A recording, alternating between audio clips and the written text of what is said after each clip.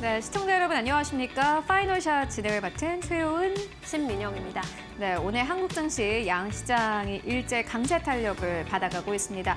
오늘 장 초반부터 양시장 굉장히 강했는데 코스피 현재 구간에서 1.5% 넘게 상승 탄력 가지고 가고 있고 코스닥 지수는 무려 2% 이상의 반등에 성공을 했습니다. 요 상승폭을 계속해서 확대해 나간다면 그래도 최근에 깨졌던 상징적인 저항선대까지 다시 한번 올라갈 수 있지 않을까 하는 기대감 가져볼 수밖에 없는데요. 오늘 코스피 안에서는 외국인과 기관의 매수세가 강력하게 들어오고 있습니다. 합쳐서 4천억 원 가깝게 들어오면서 다시 한번 2,400선을 회복했는데 다만 오늘 이렇게 상승폭을 확대하는 것은 긍정적입니다만은 계속해서 저점을 낮춰간다라는 것은 여전히 문제점이 아닐까 싶습니다. 네, 그렇습니다. 지난 거래일 뉴욕 증시에서 나왔던 물가 지표가 예상보다 잘 나와주면서 물가에 대한 안도감 커졌고 달러가 그래도 소폭 내려가는 모습, 이에 따라 외국인 수급에도 긍정적인 영향을 주고 있습니다. 국내 증시는 강세를 보이고는 있지만 또 개별주 장세, 업종별 장세 이어지고 있죠. 삼성전자가 3거래일 만에 반등을 또 나타내고 있습니다. 업종별로는 조선업종 그리고 반도체 HBM 쪽의 분위기 굉장히 좋습니다. 이번 주는 이제 크리스마스 하루 쉬어가기도 하는데 그래도 전략은 빈틈없이 저희와 함께 세워보시죠. 네, 오늘도 준비했습니다. 시장 마감을 위한 마지막 한방. 지금 출발합니다. 파이널샷.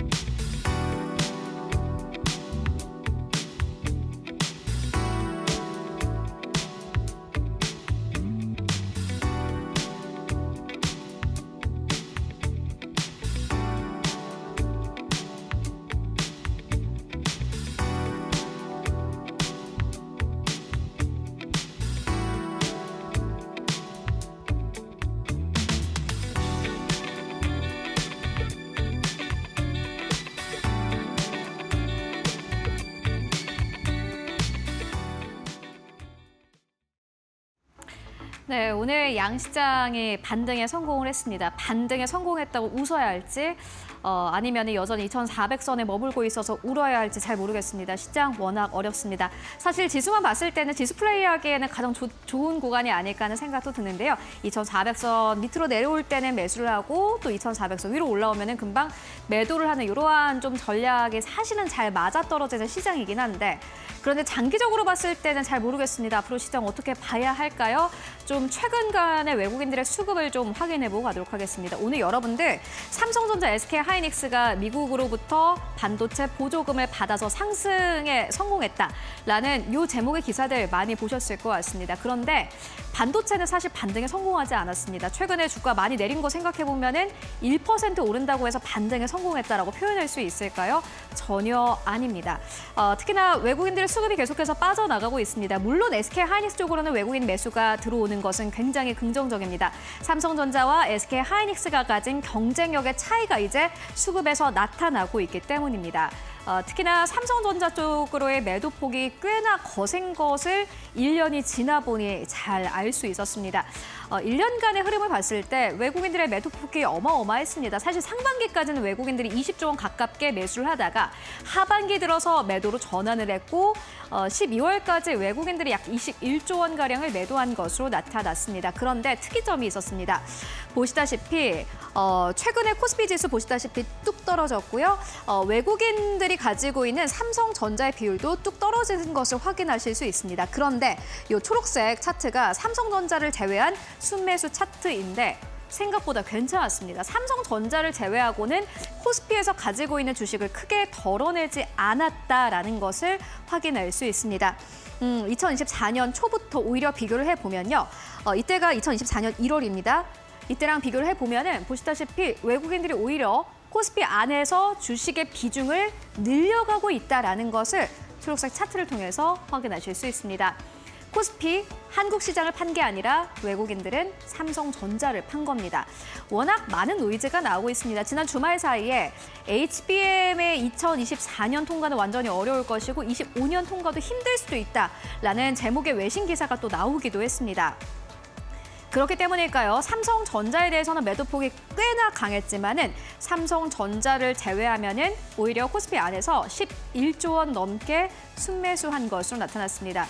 최근에 셀코리아가 확대되고 있다라는 이러한 기조가 좀 강했는데 막상 이렇게 들여다보니 그것이 아니었던 겁니다. 2025년을 지나치게 비관적인 시각으로는 보지 말자라는 투자 의견이 함께 나오기도 했습니다. 그렇다면 이 시장 안에서 어떤 것들을 조금 더 세밀하게 보면 좋을까요? 만나보도록 하겠습니다. 삼성전자 제외하고 그렇다면 다른 성장주를 사면 되겠습니까? 하고 질문하실 텐데 일단 신영증권에서는 고배당주와 가치주가 여전히 정답이다라는 투자 의견을 제시하기도 했습니다. 2024년 하반기에 고배당주, 가치주 쪽이 워낙 강했기 때문입니다. 삼성전자가 떨어진다라는 것은 물론 삼성전자의 개별적인 문제로 비춰질 수도 있고 그렇게 인식이 가능합니다만은 삼성전자가 한국의 시가총액 1위 기업인 것을 생각을 해본다면은 이렇게 1등이 떨어지는 데는 이유가 있겠지. 그리고 밑에 있는 밸류체인이 떨어질 수도 있겠지라는 우려감이 함께 생길 수밖에 없고 이렇게 좀 무서운 시장, 위험한 시장 안에서는 고배당 쪽 그리고 안정적인 쪽을 선택하는 것이 맞겠다라는 정답을 내릴 수가 있습니다. 보시다시피 고배당 지수의 상대 강도 2023년부터 그리고 2024년 연말까지 계속해서 올라왔습니다.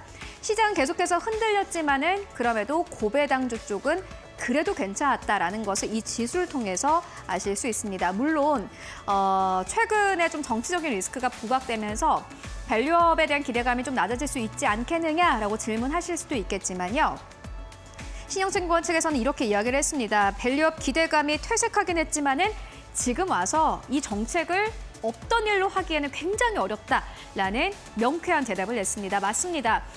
지금까지 밸류업 공시를 해왔던 기업들 지금 와서 없던 일로 전혀 할 수가 없습니다. 그리고 실제로 주주 환원을 계속해서 해나가겠다라는 의지를 밝힌 기업들이 대부분이었습니다. 이미 시장의 트렌드가 그렇게 변화하고 있기 때문에 지금 와서 이렇게 밸류업 관련주를 버리는 것이 맞겠느냐라는 의문이 든다라는 겁니다. 공식적으로 발표된 기업 가치 재고 계획 자체를 지금 와서 부정하기는 어렵다라는 결론을 낼 수 있겠고요. 결산 배당 기대감으로 내년 1분기까지는 요 고배당주에 대한 관심은 계속해서 커질 가능성이 높다라는 의견 나왔습니다. 그렇기 때문에 지금 시장 좀 지수가 많이 떨어졌습니다. 성장주 좀 투자해볼까 하고 생각하시는 분들이 많겠지만은 물론 높은 수익률을 기대를 하신다면은 그것도 좋겠습니다만은 안정적인 선택을 하시려면은 고배당주, 가치주는 여전히 유효하다라는 결론을 낼 수 있을 것 같습니다. 그리고 또 볼만한 업종이 있습니다. 바로 조선 업종인데요. 오늘 굉장히 또 뜨거운 이슈이기도 합니다. 저희가 파이널샷에서 오늘의 시그널 그리고 마켓 무버 코너 그리고 팩트체크, 이슈체크에서 여러 번 전해드렸는데 조선법 강화법에 대한 이 이슈가 다시 한번 나오기 시작을 했습니다. 미국 안에서 발의가 됐고요. 이에 따라서 지금 미국의 조선업 강화에 따른 한국 기업들이 좀 수혜를 볼 것이다라는 기대감 나오고 있습니다. 그것도 그럴만합니다. 한때는 미국이 조선업에서는 강자였습니다. 역대 조선소수가 400개를 넘어가는 꽤나 강한 기업인데요. 그런데 미국이 조선업에 대해서 문장을 꽉 잠그고 다른 기업들이 들어오지 못하게 했고요. 이에 따라서 미국의 조선업의 경쟁력은 크게 약화된 상황입니다. 보시다시피 수주잔고 기준으로 했을 때 현재 미국은 16위입니다. 말 그대로 이제 베스트 플레이어가 아닙니다. 한국이 오히려 보시다시피 2위에 올라선 것을 확인하실 수 있습니다. 그리고 해군 쪽, 당산 쪽이랑 연결을 해서 봐도 그러한데요.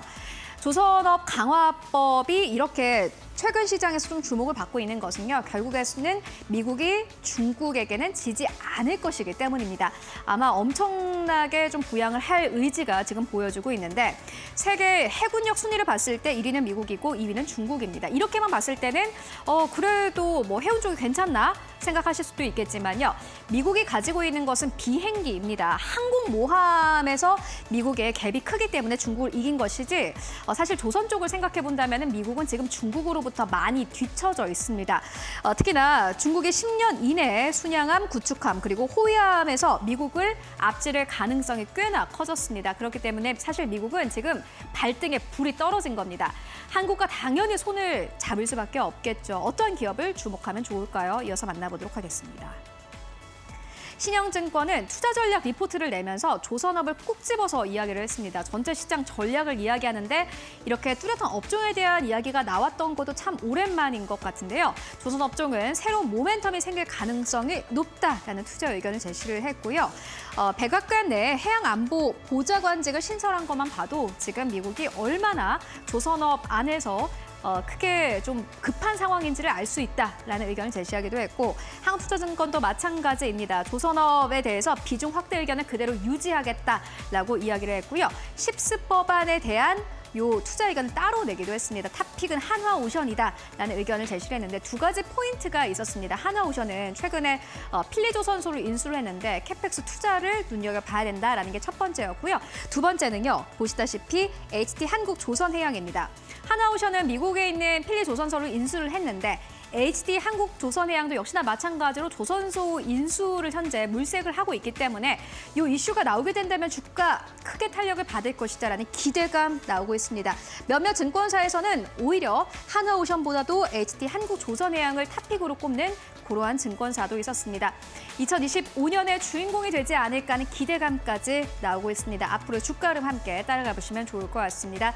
이렇게 오늘의 시그널 만나보고 왔고요. 이어서 오늘 시장에서 또 주목해볼 만한 헤드라인 어떤 것들이 있을까요? 이어서 신민영 앵커가 전해드립니다. 네, 이번에는 종목별로 어떤 시그널들 나오고 있을지 종목별 헤드라인 통해서 살펴보도록 하겠습니다. 4가지 헤드라인 준비했습니다. 첫 번째 헤드라인 열어볼게요. 트럼프 만난 정용진 신세계그룹 주가도 강세입니다. 정용진 신세계그룹 회장이 미국의 대선 이후 한국 기업인 중에 최초로 도널드 트럼프 미국 대통령 당선인과 대면하면서 신세계 INC를 비롯한 신세계그룹주들의 주가가 탄력을 받고 있습니다. 앞서 정 회장은 트럼프 주니어의 초청으로 지난 16일부터 5박 6일간 트럼프 당선인의 자택이 있는 플로리다 마러라고 리조트를 방문했는데요. 정 회장은 어제 인천국제공항으로 입국한 뒤에 취재진과 만났는데 트럼프 당선인과 10에서 15분 정도 대화를 나눴다라고만 언급을 했고요. 구체적인 질문에는 대답하지 않았습니다. 두 번째 헤드라인입니다. SBS가 상한가 행진을 이어가고 있습니다. 넷플릭스 콘텐츠 공급 계약 소식에 주가 고공행진하고 있는 건데요. 넷플릭스와 전략적 파트너십을 체결했다고 공시를 했습니다. 이 계약에 따라서 SBS는 신규 드라마와 예능, 교양 프로그램, 계약 전 방영 프로그램 일부를 넷플릭스에 공급하는데요. 계약 기간은 내년 1월 1일부터 6년간입니다. 이에 대해서 하나증권이 SBS의 목표 주가를 기존의 2만 원에서 4만 원으로 상향 조정했는데요. 잠시 후에서 자세한 이야기 들어보도록 하겠습니다. 세 번째 헤드라인입니다. GS 리테일은 인적 분할 후에 오늘 첫 거래일인데 주가가 역대 최저가까지 내려가는 모습입니다. 지난 6월에 GS 리테일이 회사를 유통사업 GS 리테일과 호텔사업 GS P&L 부문으로 인적 분할하기로 결정했습니다. GS 리테일은 편의점과 홈쇼핑, 슈퍼마켓, 호텔 등 각 사업부가 좋은 실적을 내고 있음에도 복잡한 사업 구조로 인해서 경쟁사보다 기업 가치가 저평가되었다라고 보고 기업 분할을 결정했다고 설명했습니다. 다만 오늘 상장 첫날인데 분할되어 있는 GS P&L도 기준가 3만 100원 대비 10% 이상 밀리면서 거래가 되고 있습니다. 네 번째 헤드라인입니다. 아티스트 스튜디오는 오징어 게임 2 개봉을 앞두고 신고가 행진을 이어가고 있습니다. 오는 26일 넷플릭스에서 공개되는 오징어 게임 2 흥행 기대감이 강세의 배경으로 꼽히고 있죠. 오징어 게임 2는 미국 골든글로브 작품상 후보에도 올라와 있는데요. 방영 이전에 이미 후보로 지명되면서 이례적인 역사를 다시 써나가고 있다는 평가를 받고 있습니다. 오징어 게임 2에 출연하는 배우 이정재가 아티스트 스튜디오에 대한 지분을 보유하고 있고요. 아티스트 유나이티드와 이정재가 각각 18%와 5%의 지분을 보유하고 있는 것으로 알려져 있습니다. 이렇게 4가지 헤드라인 살펴보셨습니다. 네, 이번엔 전문가 전화 연결해서 조금 더 자세한 이야기 나눠보겠습니다. 이데일리온 장창민 파트너 연결합니다. 안녕하세요. 네, 안녕하세요. 이데일리 파트너 장창민입니다. 네, 오늘 4가지 헤드라인 중에서 어떤 소식 주목하고 계실까요? 네, 저는 오늘 두 번째 헤드라인인 넷플릭스 콘텐츠 공급 계약 소식에 따른 SBS가 좋은 흐름을 보여주고 있다는 거에 좀 주목하고 있습니다. 아무래도 지난주 금요일에 이어서 오늘도 장 초반부터 상한가를 기록하는 모습을 보여주고 있는데요. SBS는 지난주 20일 넷플릭스와 콘텐츠 공급 관련해서 전략적 파트너십을 체결했다고 공시했었습니다. 내년 1월 1일부터 6년간 넷플릭스의 기존 콘텐츠뿐만 아니라 신작 드라마, 신작 예능하고 교양 프로그램을 제공하겠다는 내용을 밝혔었는데요. 계약 금액은 경영상 비밀 유지로 2030년 말까지 공개를 유보했는데 이런 호재 소식이 들려오다 보니까 증권가에서는 SBS에 대한 목표가를 줄 상향하는 모습을 보여주고 있습니다. 특히 하나증권은 목표가를 100% 상향하면서 기존 2만 원에서 4만 원으로 올렸는데요. 넷플릭스와의 콘텐츠 공급 계약 체결로 시가총액이 1조 원도 가능하다는 이야기인 겁니다. 하나증권의 한 연구원님께서는 계약 금액이 비공개라서 좀 실적 추정이 좀 보수적이긴 하지만 당사의 예상이 맞으면 광고 업황의 특별한 회복 없이도 2027년 내에 영업이익이 1,000억 원 내외가 가능할 것이라고도 밝히기도 했습니다. 아무래도 이런 좋은 소식이 들려오면서 국내 증권가에서도 영상 콘텐츠 관련주들을 좀 눈여겨보시면 좀 좋을 것 같은데요.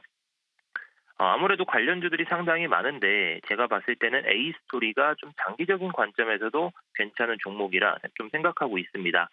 내년 1분기부터 아이돌 아이라는 드라마가 실적에 반영될 예정으로 좀 알려져 있는데 내년도 실적 회복 기대감이 좀 커지고 있습니다.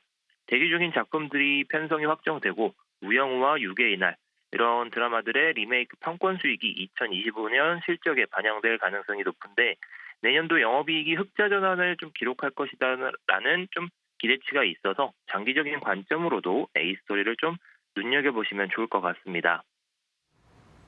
네, A스토리에 대한 이야기까지 함께 들어봤습니다. 오후장에서 매수 관점으로 보고 계신 종목은 있으실까요?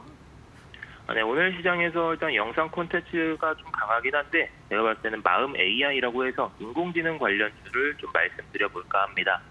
지난 11월 중순부터 좋은 흐름이 계속해서 이어지고 있는데요. 오늘도 좀 좋은 흐름이 이어지고 있죠. 온 디바이스 AI 기반 음성 대화 제품인 수다를 내년 1월 7일부터 미국 라스베이거스에서 열리는 CES 2025에서 공개한다고 밝혔는데 이 소식 때문에 우상향 흐름이 계속해서 이어지고 있습니다. 기존 클라우드 기반 AI 서비스와 좀 비교해서 보면은 더욱 빠르고 안전한 그런 프라이버시 보호에 유리하다는 장점이 부각되고 있습니다. 그리고 이 온 디바이스 AI는 퀄컴과 협력하면서 개발된 것이 가장 큰 이슈이기도 하죠. 자체 개발한 대규모 언어 모델 LLM을 퀄컴의 고성능 프로세스에 최적화하고 곧 공개될 수다의 응답 속도를 획기적으로 향상시켰다고 밝혔습니다. 그러면서 총 처리 지연 시간을 1.5초 이내로 단축하는 데 성공했다고 강조하기도 했었는데요. 게다가 최근에 챗GPT를 만들었던 오픈AI가 소라 AI를 출시했었죠. 며칠 동안은 트래픽이 몰리면서 서버가 터지는 등 인공지능 산업에 대한 관심도가 일반인들한테도 좀 증가하고 있는 상황이기 때문에 AI 관련주들의 동반 상승도 기대해 볼 수 있을 것 같습니다. 그래서 현재 가격대 수준부터 오후장 시장 상한을 좀 감안한다면 15,600원까지는 좀 천천히 분할 매수 관점으로 보시면 좋을 것 같고요. 목표가는 17,800원, 손절가는 14,200원 수준으로 잡고 보시면 좋을 것 같습니다. 이상 이데일리 파트너 장창민이었습니다. 감사합니다. 네, 마음 AI에 대한 공략주 의견까지 듣고 왔습니다. 이번에는 외국인과 기관 어떤 선택을 내리고 있는지 최효은 앵커와 함께 확인해 보시죠. 네, 먼저 외국인 수급 만나보고 가도록 하겠습니다. 오늘 외국인 투자자들은 삼성전자를 가장 많이 매수하고 있는 것으로 나타나고 있습니다. 외국인들이 삼성전자를 7월부터 12월까지 연이어서 매도하는 가운데서도 지수가 많이 빠졌을 때는 그래도 삼성전자를 매수하는 흐름을 보여주고 있는데요. 지난 2주 전에 월요일 블랙 먼데이 때 삼성전자를 크게 매수하기도 했고요. 오늘 시장에서도 삼성전자를 매수합니다. 지수 단으로 봤을 때는 그대도 매력적이다라고 인식을 한 듯하고요. 두 번째로는 유한양행, 세 번째로는 한화에어로스페이스, 네 번째로는 HT현대일렉트릭, 다섯 번째로는 한미반도체 이름 올리고 있습니다. 매도하는 기업들 살펴보시면 가장 첫 번째로는 기아이고요. 두 번째로는 이마트, 세 번째로는 HT현대미포, 네 번째로는 카카오, 다섯 번째로는 고려아연 이름 올리고 있습니다. 오늘 이마트 신세계 관련주들이 일제 급등세를 보이고 있는 가운데 외국인 투자자들은 오히려 덜어가는 흐름을 보여주고 있습니다. 이어서 코스닥 안에서의 수급 흐름 함께 만나보시죠. 네, 오늘 코스닥 안에서 외국인 투자자들은 테크윙을 5번째로 가장 많이 매수하고 있고요. 4번째로는 HBSP, 3번째로는 엔캠, 2번째로는 넥스트 바이오 메디컬, 첫 번째로는 에코프로 BM 이름 올리고 있습니다. 그리고 외국인 투자자들이 최근 들어서 에코프로 BM을 연이어서 매수하는 것도 특징이라고 할 수 있겠고요. 매도하는 기업들 살펴보시면은 5위권에는 오스코텍, 4위권에는 일승, 3위권에는 루닛, 2위권에는 차바이오텍, 첫 번째로는 펩트론 이름 올리고 있습니다. 이어서 기관 수급 함께 만나보도록 하겠습니다. 네, 오늘 기관 투자자들은요. 코스피 안에서 5위권으로는 HT한국 조선해양 가장 많이 매수하고 있고요. 4위권으로는 삼성전자, 3위권으로는 SK하이닉스, 그리고 오늘 시장에서 조선 관련 기업이죠. 한화오션, 가장 첫 번째로는 한화시스템 이름 올리고 있습니다. 매도하는 기업들 살펴보시면 5위권에는 신세계 INC, 4위권에는 카카오, 3위권에는 신세계 인터내셔널 이름 올리고 있는데 역시나 마찬가지로 외국인들과 함께 기관도 신세계 관련주를 오히려 주가 급등돼 차익 실현을 할 수 있는 기회로 받아들이고 있는 듯하고요. 두 번째로는 LG엔솔, 첫 번째로는 네이버 이름 올리고 있습니다. 이어서 코스닥 안에서의 기관 수급 함께 만나보도록 하겠습니다. 네, 오늘 코스닥 안에서 기관 투자자들은 동성 화인텍을 5위권으로 가장 많이 매수하고 있고요. 4위권으로는 ISC, 3위권으로는 BHI, 2위권으로는 바이오플러스, 그리고 1위권으로는 휴메딕스 이름 올리고 있습니다. 매도하는 기업들 살펴보시면은 GR 이노베이션 5위권, 차이커뮤니케이션 4위권, 3위권으로는 루닛, 그리고 2위권에 있는 기업은 신한제 14호 스펙, 그리고 1위 기업으로는 알테오젠 자리하고 있습니다. 네, 지금까지 수급 상황 함께 살펴보고 왔습니다.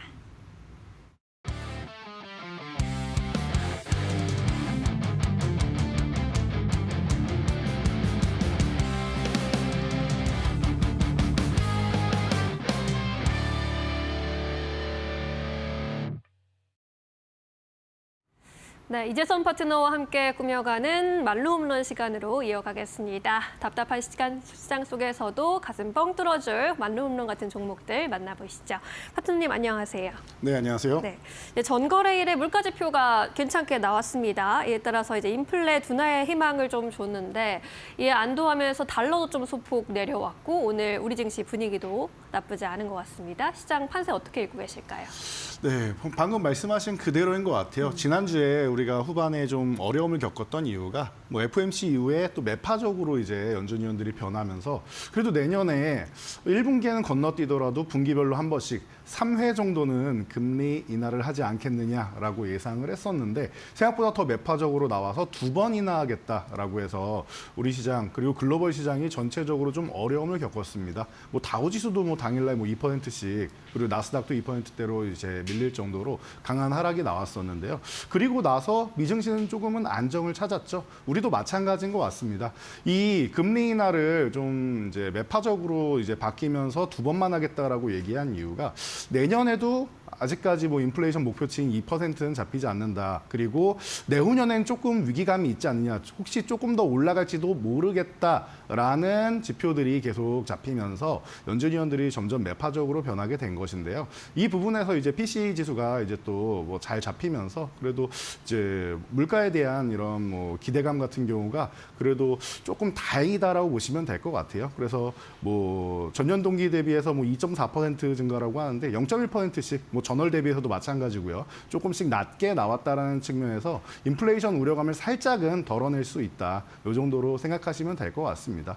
뭐 어떤 결과가 나오든지 뭐 단기적인 이슈는 되는데 2%가 안 되는 거는 동일하고요. 그리고 이제 뭐 계속 말씀드리지만 유럽에서 좀 전쟁이 좀 마무리되고 이러면 식량이나 에너지나 이런 부분에서 좀 안정화가 되고 그리고 나서 정책이 펼쳐져야지 우리가 또 더 정확하게 좀 알 수 있지 않을까 싶습니다. 그러니까 한 내년 중순은 돼 봐야 그래도 이제 뭐 정말로 내후년에 우려감이 있는지 아니면 혹시나 전쟁 끝나고 나서 생각보다 조금 더 빠르게 물가가 안정되는지는 내년 하반기 정도 돼 봐야 되는 거니까 그때까지는 뭐 매파적으로 상반기까지는 유지된다 생각하시고 하반기에 조금 달라지는 움직임이 나오기를 기대하는 게 맞지 않나라고 생각이 됩니다. 그래서 여러분들 제가 지수는 지난주에도 이제 차트 간단하게 보여드리면서 말씀을 드렸는데 다들 뭐 우리나라 코스피 지수가 2,500포인트를 돌파하기에는 아직까지 모멘텀이 부족한 것 같다라는 얘기도 많이 하시고 이제 뭐 그런 말씀들이 계속 나왔었는데 그냥 뭐 실제로 이제 기술적 분석으로만 보면은 2,400에서 2,500 박스권에 갇혀 있는 모습입니다. 그래서 2,400을 이탈하면은 이제 투매 나왔던 날이죠. 이날도 바로 그냥 회복해주고 기존에도 이탈하면서 이제 삼성전자에서 10조 원 자사주 매입 이슈 나오면서 회복해주고 2,500 돌파하려고 하면은 이제 다시 밀리고 이런 상태로 이제 아래쪽에서 이제 박스권을 그리고 있는 정도인데 이걸 돌파낼 만한 이런 수급이 들어와야 되는데 강달러 현상 때문에 이게 어렵다라고 말씀드렸어요. 우리나라 지수는 외국인들이 이제 주가 되어서 드리블을 하는데 코스피가 그래서 이제 올라가기 좀 어려운 여건이다. 환율이 조금 안정돼야 된다라고 말씀드렸는데 오늘은 그래도 조금은 나은데 그래도 뭐 거의 1,450원 부근에서 움직이고 있죠. 이런 부분이 조금 이제 완화가 돼야지 코스피는 좀 움직이기 좀 좋다라고 보시면 되고 그래서 제가 계속 강조해드리는 게 1월 뭐 여러 가지 행사부터 시작해서 뭐 매년 나오는 이런 정책 발표 같은 기대감을 여러분들이 생각하신다라고 하면은 코스닥 쪽이 조금 더 몸놀림이 가볍지 않겠느냐라고 말씀드렸습니다. 굉장히 이제 변동성이 강해지는 모습이죠. 투매가 발생한 이후에 급락 이후에 또 복구도 굉장히 빠르게 3, 4일 만에 바로 복구해주는 모습 그리고 이탈하자마자 오늘 또 바로 680 구간을 회복해 주려고 하는 모습 보면은 지금 코스닥 같은 경우는 속도감이 굉장히 빨라진다. 그러면은 이 구간에서 유지가 된다라는 것이 확인되면은 1월 구간에는 생각보다 빠르게 위쪽 방향으로 한번 튀어오를 수 있다라고도 말씀을 드렸습니다. 그래서 여러분들이 지금 코스피에 너무 이제 그 스트레스 받으시기보다는 코스닥의 중소형주들 그리고 1월에 핵심 테마로 이제 볼 수 있는 이제 CES 계속 그동안 말씀드렸는데 JP모건 헬스케어 컨퍼런스 같은 경우도 이렇게 PCE가 좀 안정적으로 나오게 된다라고 하면은 바이오주들 매파족이니까 안 봐야 되나라고 걱정하셨던 분들 다시 한번 관심 생기시죠? 그래서 제가 오늘 말로 없는 시간에도 이런 종목들 간단하게 여러분들 보실 수 있도록 정리해 왔으니까요. 여러분들 끝까지 집중하신다라고 하면은 이제 1월에 어떤 종목들, 어떤 섹터들에서 이제 여러분들이 이제 뭐 내 계좌를 크게 끌어올려 줄 수 있는 종목들인지 찾아내실 수 있으니까요. 걱정하지 마시고요. 이 시간도 끝까지 집중해 보시기 바랍니다. 네, 알겠습니다. 우리 증시 산타 랠리를 기대해 보기에는 펀더멘털도 좀 약하고 외국인 수급도 좀 부담스러운 구간이긴 합니다. 그래도 갈 종목은 또 선별적으로 잘 가고 있기 때문에 오늘은 제약바이오주 안에서 어떤 종목들 집중해서 볼 수 있을지 한번 살펴보도록 하겠습니다. 안타 종목부터 열어보도록 할게요. 안타 종목은 한미약품입니다. 한미약품 어떤 모멘텀에 좀 주목해 볼까요? 네, 한미약품은 사실 우리나라 제약바이오 업계에서는 좀 전설적인 종목입니다. 지금부터 거의 한 10년 전이죠. 1년 만에 이제 8조 원의 라이선스 아웃을 하면서 우리나라에 이제 새 지평을 연 이런 기업이라고 볼 수 있습니다. 뭐 레스커버리지 기술이라고 해서 그 당시에 뭐 당뇨약을 투여할 때 뭐 3일에 한 번 이렇게 투여해야 되는 거를 일주일, 2주일에 한 번 정도 이제 투여할 수 있도록 플랫폼을 개발한 것으로 유명합니다. 최근에도 뭐 알테오젠이나 뭐 리가켄바이오 등등 해서 이제 플랫폼 기업들이 많이 뜨고 있는데 이 기술력을 이미 10년 전에 이제 글로벌 제약사들의 이제 라이선스 아웃을 계속 꾸준히 해왔던 기업이다라고 보시면 되고요. 대신 그 당시 초기 기술이기 때문에 반환되는 부분들이 좀 많이 있었습니다. 그래서 좀 어려움을 겪고 다시 한번 이제 10년 동안 기술을 더 갈고 닦은 기업이다라고 할 수 있습니다. 자, 그래서 여러분들이 어떤 포인트에 집중하느냐라고 보면은 최근에 이제 비만 치료제 같은 경우가 당뇨 치료제를 이제 변환시키면서 이제 많이 넘어와서 효과를 많이 보고 있는데요. 네. 한미약품도 랩스커버리지 기술을 이제 당뇨 쪽으로 해서 10년 전에 이제 좋은 기술력을 글로벌 시장에 이제 공표했다라고 말씀드렸는데 이런 측면에서 이제 이미 우리나라에는 임상 3상 환자가 다 모집이 되어 있습니다. 그러다 보니까 이 에페글레나타이드 같은 경우에 이제 기대감이 좀 높게 올라오는 편이고요. 그리고 이제 환자 모집이 해서 내년까지 임상을 마치고 내후년 하반기 정도에는 본격적으로 상품을 출시해서 판매한다라는 이런 이제 포부를 가지고 있는 기업입니다. 그러다 보니까 이런 부분에서 여러분들이 좋아하는 이 비만 치료제 관련돼 있는 사실 저도 좀 관심이 좀 많은데 아직까지 뭐 삭센다나 위고비 이런 쪽을 관심 갖지는 않고 있는데 국산 치료제 중에서 좋은 치료제가 나온다라고 하면은 또 관심이 또 생기는 건 사실인 것 같아요. 요즘 요즘엔 또 관리하는 시대 아니겠습니까? 그쵸. 그래서 예, 저도 이제 건강에 대해서는 이제 관심이 좀 많은 편인데 이런 측면에서 좀 뭐 긍정적인 부분이 있는 것 같고요. 베이글랩스와 함께 이제 뭐 전체적인 이제 디지털 치료 솔루션을 마련한다라고 하는데 이게 또 무슨 솔루션이냐라고 여러분 생각하실 수 있는데 간단하게 보시면 돼요. 비만 치료제를 출시했는데 이 치료제만 가지고 하면은 여러분들 뭐 여러 가지 이제 뭐 요요부터 시작해서 그리고 이제 최대 효과를 누리는 이런 부분에 있어서 고민하시는 분들이 계신단 말이에요. 이런 관리를 총체적으로 이제 할 수 있다라고 해서 뭐 이런 부분을 이제 협력하고 있으니까 그래서 저도 좀 더 관심이 가는 것 같습니다. 추 사후 관리 같은 부분까지도 받을 수 있다라고 하면은 좀 걱정 없이 좀 쓸 수 있지 않을까 싶어요. 그래서 뭐 안정성이나 이런 부분에서만 잘 판명이 나고 허가를 잘 받는다라고 하면은 좀 기대감을 모을 수 있지 않나 싶습니다. 그리고 이 기업이 최근에 이제 오너 리스크 같은 경우가 있었죠. 이 부분이 좀 단기 리스크로 작용을 하다 보니까 네. 주가가 생각보다 많이 못 올랐어요. 그래서 좀 이제 어려운 부분이 있었는데 이런 부분은 이제 슬슬 이제 해소해 나가고 있는 과정이기 때문에 제가 뭐 이 종목에 대한 이제 중장기적 기대감은 한 3루타 정도의 가능성이 있다고 보는데 아직까지 완벽하게 해소된 리스크는 아니라서 안타 정도로 제가 가져왔으니까요. 여러분이 천천히 관심 가져보시면은 주가도 너무 바닥권이라서 안정적으로 이제 모아갈 수 있는 종목이다라고 생각하시면은 한미약품 꼭 관심 가져보실 만한 종목인 것 같습니다. 네, 올해 이제 계속 그동안 경영권 분쟁 이슈 때문에 주가가 많이 가지는 못했다. 그래서 이 이슈만 해결되면 더 갈 수 있겠다라고 이야기해 주시니까요. 눈여겨보셔도 좋겠습니다. 이루타 종목은 그럼 뭘까요? 알테오젠이네요. 오늘 이제 코스닥 시총 1위 종목이죠. 알테오젠. 현재 1%대 오름세 나타내면서 28만 원 선에서 움직이고 있습니다. 알테오젠은 왜 이루타일까요? 네, 알테오젠은 뭐 모두가 알고 있는 기업이고 방금 말씀하셨듯이 코스닥 1위까지 올라간 종목입니다. 그러다 보니까 이런 부분에 있어서는 뭐 자연스럽게 여러분들이 또 관심 갖고 혹은 보유하거나 이제 매수 대기하고 계신 분들 참 많으실 거라고 생각합니다. 그래서 이 종목을 제가 뭐 계속 이제 관심을 갖고 보고 있었는데 뭐 기존에 한번 뭐 이제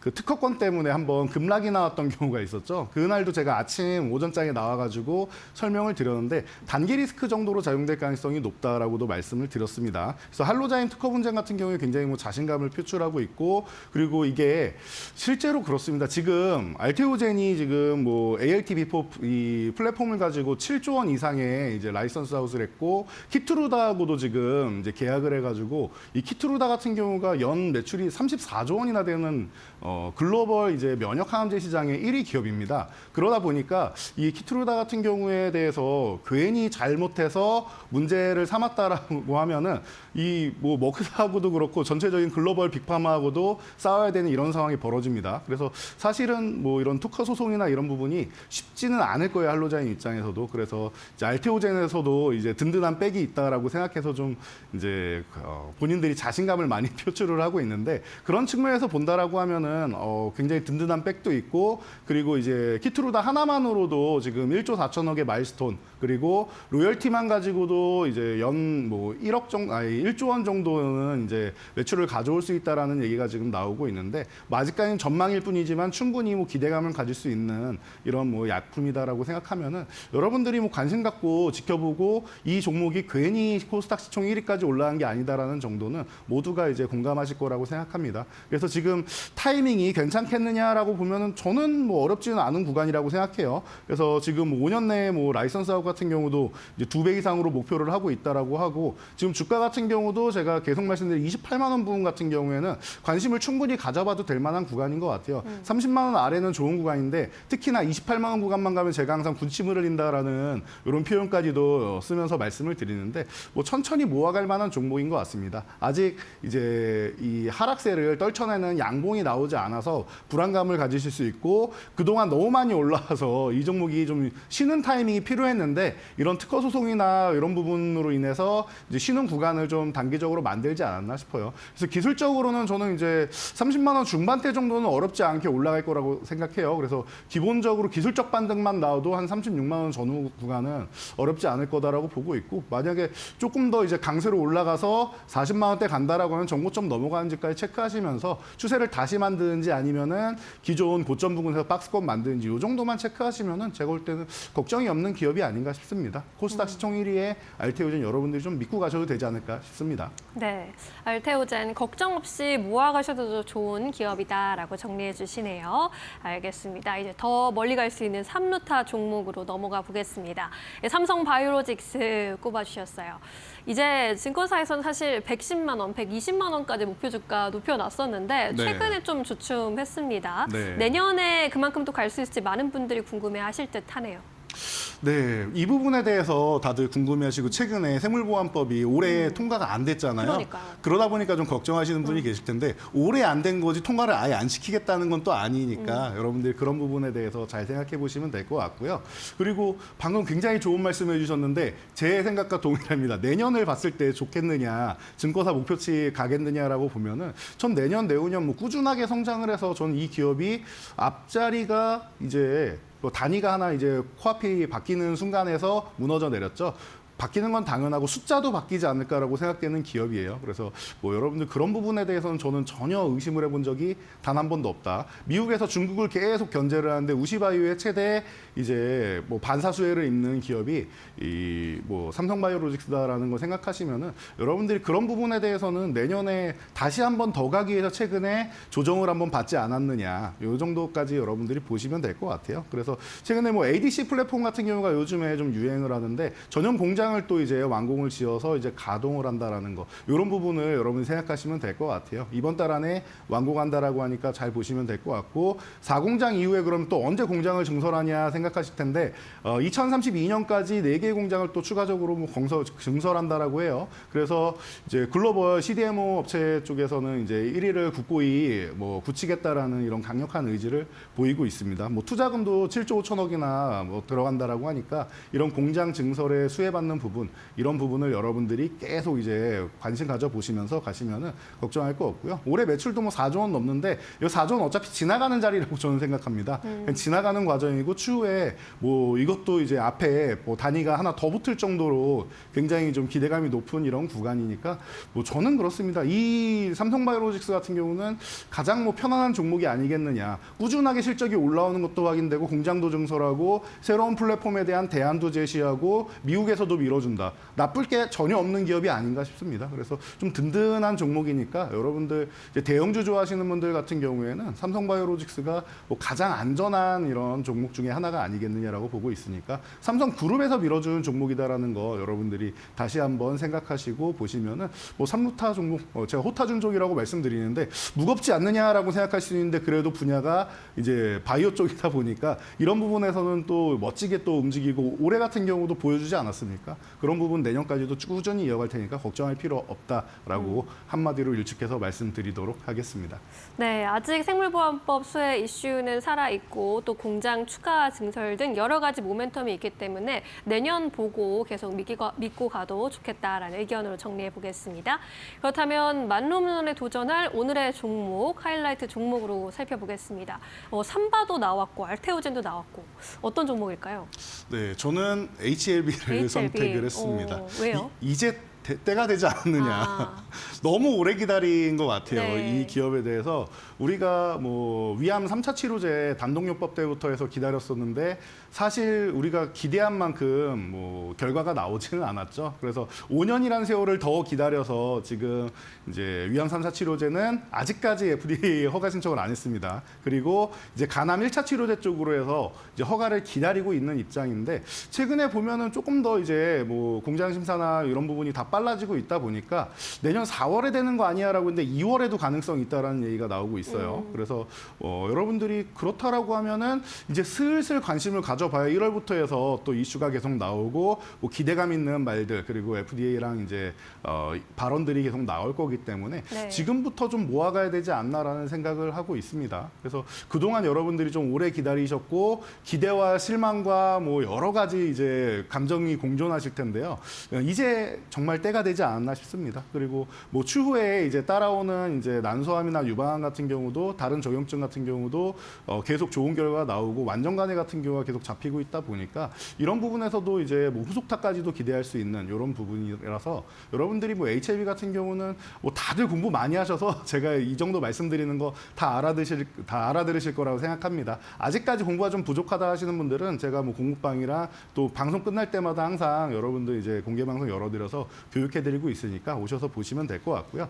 가격 전략 같은 경우가 중요한데 최근에 사실 가격이 좀 높아가지고 기존에도 말씀을 드리고 싶었는데 말씀을 못 드리고 있었습니다. 드디어 이제 7만 원 아래쪽으로 계속 내려와서 제가 원하는 이제 6만 9천 원 부근 정도까지 내려와 있는데 지금 보니까 6만 9천 원 살짝 아래로 내려와 있는데 좋은 가격인 것 같아요. 네. 제가 뭐 10,000원 단위, 5,000원 단위가 아니라 이 종목을 9,000원 단위 쪽으로 이렇게 말씀을 드리는 경우가 많은데 매수가도 그렇고 1차 목표가도 89,000원, 2차 목표가 99,000원 이렇게 9,000원으로 말씀드리는 이유가 이런 정도는 아시면 좋을 것 같아요. 바이오 기업들 같은 경우에는 본인들이 이제 주주 환원 정책을 할 때 현금이 없다 보니까 돈으로 이제 환원을 못 해드려요, 현금으로는. 그래서 이제 주식으로 해서 이제 증자로 배당을 하는 경우들이 굉장히 많습니다. 그래서 주식 배당 같은 경우가 있다 보면은 주가가 희석되기 시작해요. 그래서 이 종목 같은 경우가 지금 한 1,000원 정도 이상이 희석돼 있는데 아직까지는 뭐 1,000원 단위로 움직이니까 7만 원이 아니라 6만 9천 원 이런 식으로 1,000원 낮춰서 본다라고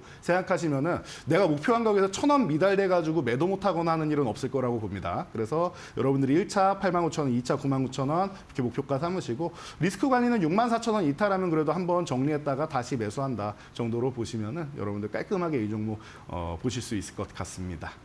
네, 알겠습니다. HLB 오늘의 만루홈런 도전 종목이었고요. 1차 목표가 89,000원까지 바라보도록 하겠습니다. 저희는 내일 다시 인사드릴게요. 고맙습니다. 감사합니다.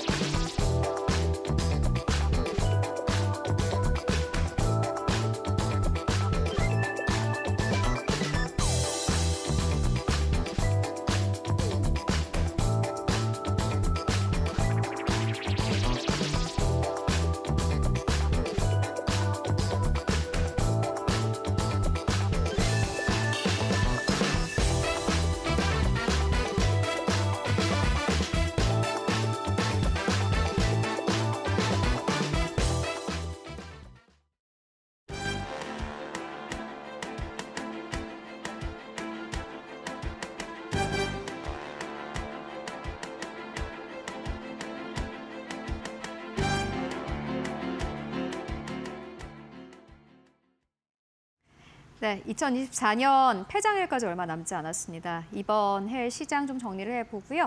내년 시장 전망까지 함께 이야기 나눠보도록 하겠습니다. 오늘은 유진투자증권 리서치센터의 허재환 상무 모시고 이야기 나눠보도록 하겠습니다. 안녕하십니까? 네, 안녕하십니까? 네, 오늘 저희와 함께 좀 시장 전망에 대한 이야기 함께 나눠볼 텐데요.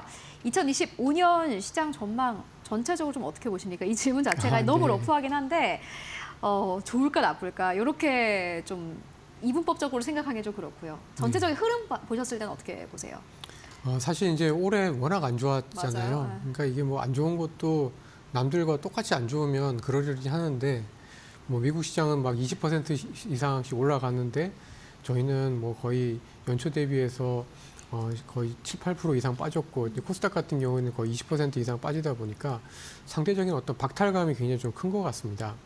뭐 그래서 어떤 분들은 뭐 이게 IMF 이후에 이런 건 좀 처음이다라고 좀 언급까지 좀 하시는 상황인데요. 2025년은 올해보다는 좀 낫지 않을까. 그러니까 미국 시장과의 어떤 그런 괴리를 좀 좁혀가는 그런 흐름으로 생각을 하고 있습니다. 물론 뭐 그렇다고 해서 지금 뭐 미국을 저희가 능가할 만큼의 강력한 어떤 주가 상승의 모멘텀이 생기지는 않을 걸로 좀 판단을 좀 하고 있습니다만은 워낙 지금 뭐 밸류에이션의 차이라든지 뭐 이익 간의 어떤 격차라든지 이런 것들이 많이 벌어져 있기 때문에 아무래도 이제 이런 격차는 조금 완화가 되지 않을까라고 좀 보고 있고 그거의 어떤 변곡점이 되는 시기가 한 2분기가 되지 않을까라고 좀 판단을 좀 하고 있습니다. 그래서 전체적으로 2분기 이후에 1분기까지는 조금 더 불확실성이 연장이 되긴 합니다만은 2분기 이후에 이런 불확실성이 좀 완화가 되면서 그래도 원래의 어떤 상승 궤적을 좀 찾아가는 그런 그림으로 저희는 좀 2025년을 예상을 하고 있습니다. 2분기라고 보시는 이유가 있으실까요? 예, 아무래도 이제 1분기에는 여러 가지 불확실성이 좀 겹치는 것 같습니다. 특히 이제 당장 한 달 뒤에 이제 트럼프가 취임을 네, 하면서 네. 100일 내에 이제 많은 정책들을 쏟아 부을 것 같은데 네. 아마 거기에 이제 관세도 있을 거고 뭐 감세도 있을 거고 여러 가지 어떤 정책적인 리스크들이 1월부터 해서 앞으로 한 3개월 정도까지 굉장히 좀 집중되지 않을까라고 좀 판단을 좀 하고 있고 또 저희 같은 경우에도 뭐 지금 사실 탄핵 이후의 어떤 흐름을 저희가 예상하기는 힘듭니다만은 적어도 이제 뭐 2016년, 2017년 때 박근혜 대통령 당시의 사례를 보면은 한 2분기 정도에는 어느 정도는 좀 마무리가 좀 되지 않을까라고 좀 보여져서 어떻게 보면 내년 1분기가 미국의 어떤 정책적인 리스크뿐만 아니라 국내의 어떤 정치적인 혼란도 가장 안 좋은 시기가 될 가능성이 좀 높다라고 좀 보여집니다. 그래서 오히려 1분기를 좀 벗어나는 2분기에는 뭐 물론 2분기에 아마도 경제 지표들이라든지 기업들의 실적은 안 좋을 것 같긴 합니다만은 오히려 그때가 부터는 이제 더 나빠질 건 없는 시점이 2분기부터 좀 도래하지 않을까라고 생각을 좀 해서 2분기부터는 그래도 좀 더 지금보다는 좀 더 나은 흐름을 예상을 하고 있습니다. 정치적인 리스크가 그래도 조금은 해소가 되면서 2분기부터는 괜찮아질 거다라고 말씀해 주셨고 그렇다면 이번에는 트럼프 2기와 관련된 변화 좀 짚고 가야 될 텐데요. 아마 뭐 많은 분들이 생각하는 거는 관세는 뭐 지금 가장 많이들 이야기하시는 것 같고 뭐 트럼프 2기가 이제 들어오게 되면은 어떤 부분이 가장 크게 좀 변화할까요? 시장 분위기 그리고 산업의 분위기 어떻게 좀 변화 좀 보고 계십니까? 네. 사실 이제 트럼프 정책에 대한 여러 가지 수혜들은 지난 11월 이후에 굉장히 많이 반영이 네. 좀 된 것 같습니다. 근데 이제 오히려 막상 1월 이후 취임한 이후에는 이제 그동안의 어떤 공약에 대한 기대가 반영된 부분과 함께 이제 현실이 이제 좀 직면을 할 것 같은데요. 아마도 그 현실과 공약 간의 어떤 괴리가 좀 좁아지는 흐름이 좀 되지 않을까라고 좀 보여집니다. 특히 이제 가장 저희가 좀 주목해야 할 만한 거는 오히려 저는 관세보다는 이민 정책이 아닐까라고 좀 보여지고요. 직접적으로 이민 정책, 얼마만큼 불법 이민자들을 많이 빨리 미국에서 추방하느냐에 따라서 미국의 물가, 그다음에 미국의 인플레, 미국의 통화 정책의 방향성이 굉장히 좀 많이 또 불확실성이 좀 완화가 되지 않을까라고 좀 보여집니다. 그래서 어쨌든 트럼프 이후에 저희가 가장 주목해서 봐야 될 거는 물론 저희 입장에서 봤을 때는 관세가 굉장히 좀 중요합니다만은 오히려 이제 관세 같은 경우에는 제 생각에 그 베센트 그 재무장관 후보자가 뭐라고 그랬냐면 accelerate to deaccelerate. 그러니까 그 관세와 관련된 여러 가지 협상들을 하기 위해서 관세를 올린다라는 이야기를 했기 때문에 막상 처음에 관세를 세게 올리고 난 다음에는 국가별로 그 협상을 통해서 점진적으로 낮아질 가능성이 있습니다. 그래서 오히려 제가 봤을 때는 초기가 굉장히 좀 위험한 시기고 그거를 좀 넘어가게 되면 그에 따른 어떤 불확실성은 좀 완화가 될 걸로 좀 판단을 좀 하고 있고 오히려 이제 트럼프가 들어서면서 저희가 가장 주목해야 되고 또 미국의 어떤 그 주식시장의 어떤 흐름을 깰 수 있는 가장 중요한 요인은 이민 정책이고 이민 정책에 따른 인플레 압력이 좀 되지 않을까라고 좀 보고 있습니다. 네, 알겠습니다. 사실 이제 우리가 한국 시장에서 생각을 하고 있는 것은 앞으로 관세를 얼마나 올릴까, 앞으로 중국이라든지 한국 쪽에 얼마나 타격이 있을까, 요거에 대한 이야기만 주로 했다면은 사실 상무님께서는 그것보다는 이민 정책, 앞으로 인플레와 관련해서 직접적으로 움직일 수 있는 이 이민 정책에 따라서 또 시장이 움직일 수 있다라는 전망을 해 주셨습니다. 관세 이야기는 사실 거래의 기술이네요. 네, 그렇습니다. 어, 그러니까 이제 물론 이제 트럼프가 얘기를 하는 것과 그다음에 이제 뭐 베센터와 같은 그 실무진들이 하는 이야기가 약간씩 좀 뉘앙스가 좀 차이가 있는데 늘 차이가 있지 않습니까? 늘 차이가 있었습니다. 그죠? 늘 차이가 있는데 2018년과 2019년의 어떤 경험으로나 보면 결국 트럼프가 그때 당시에도 굉장히 세게 미국과 중국이 관세 분쟁을 일으켰습니다마는 미국의 제조업 경기가 나빠지자 멈췄습니다. 그러니까 그 얘기는 결국 미국 경기를 해치면서까지 자기가 원래 했었던 공약들을 그대로 지키진 않는다라는 거죠.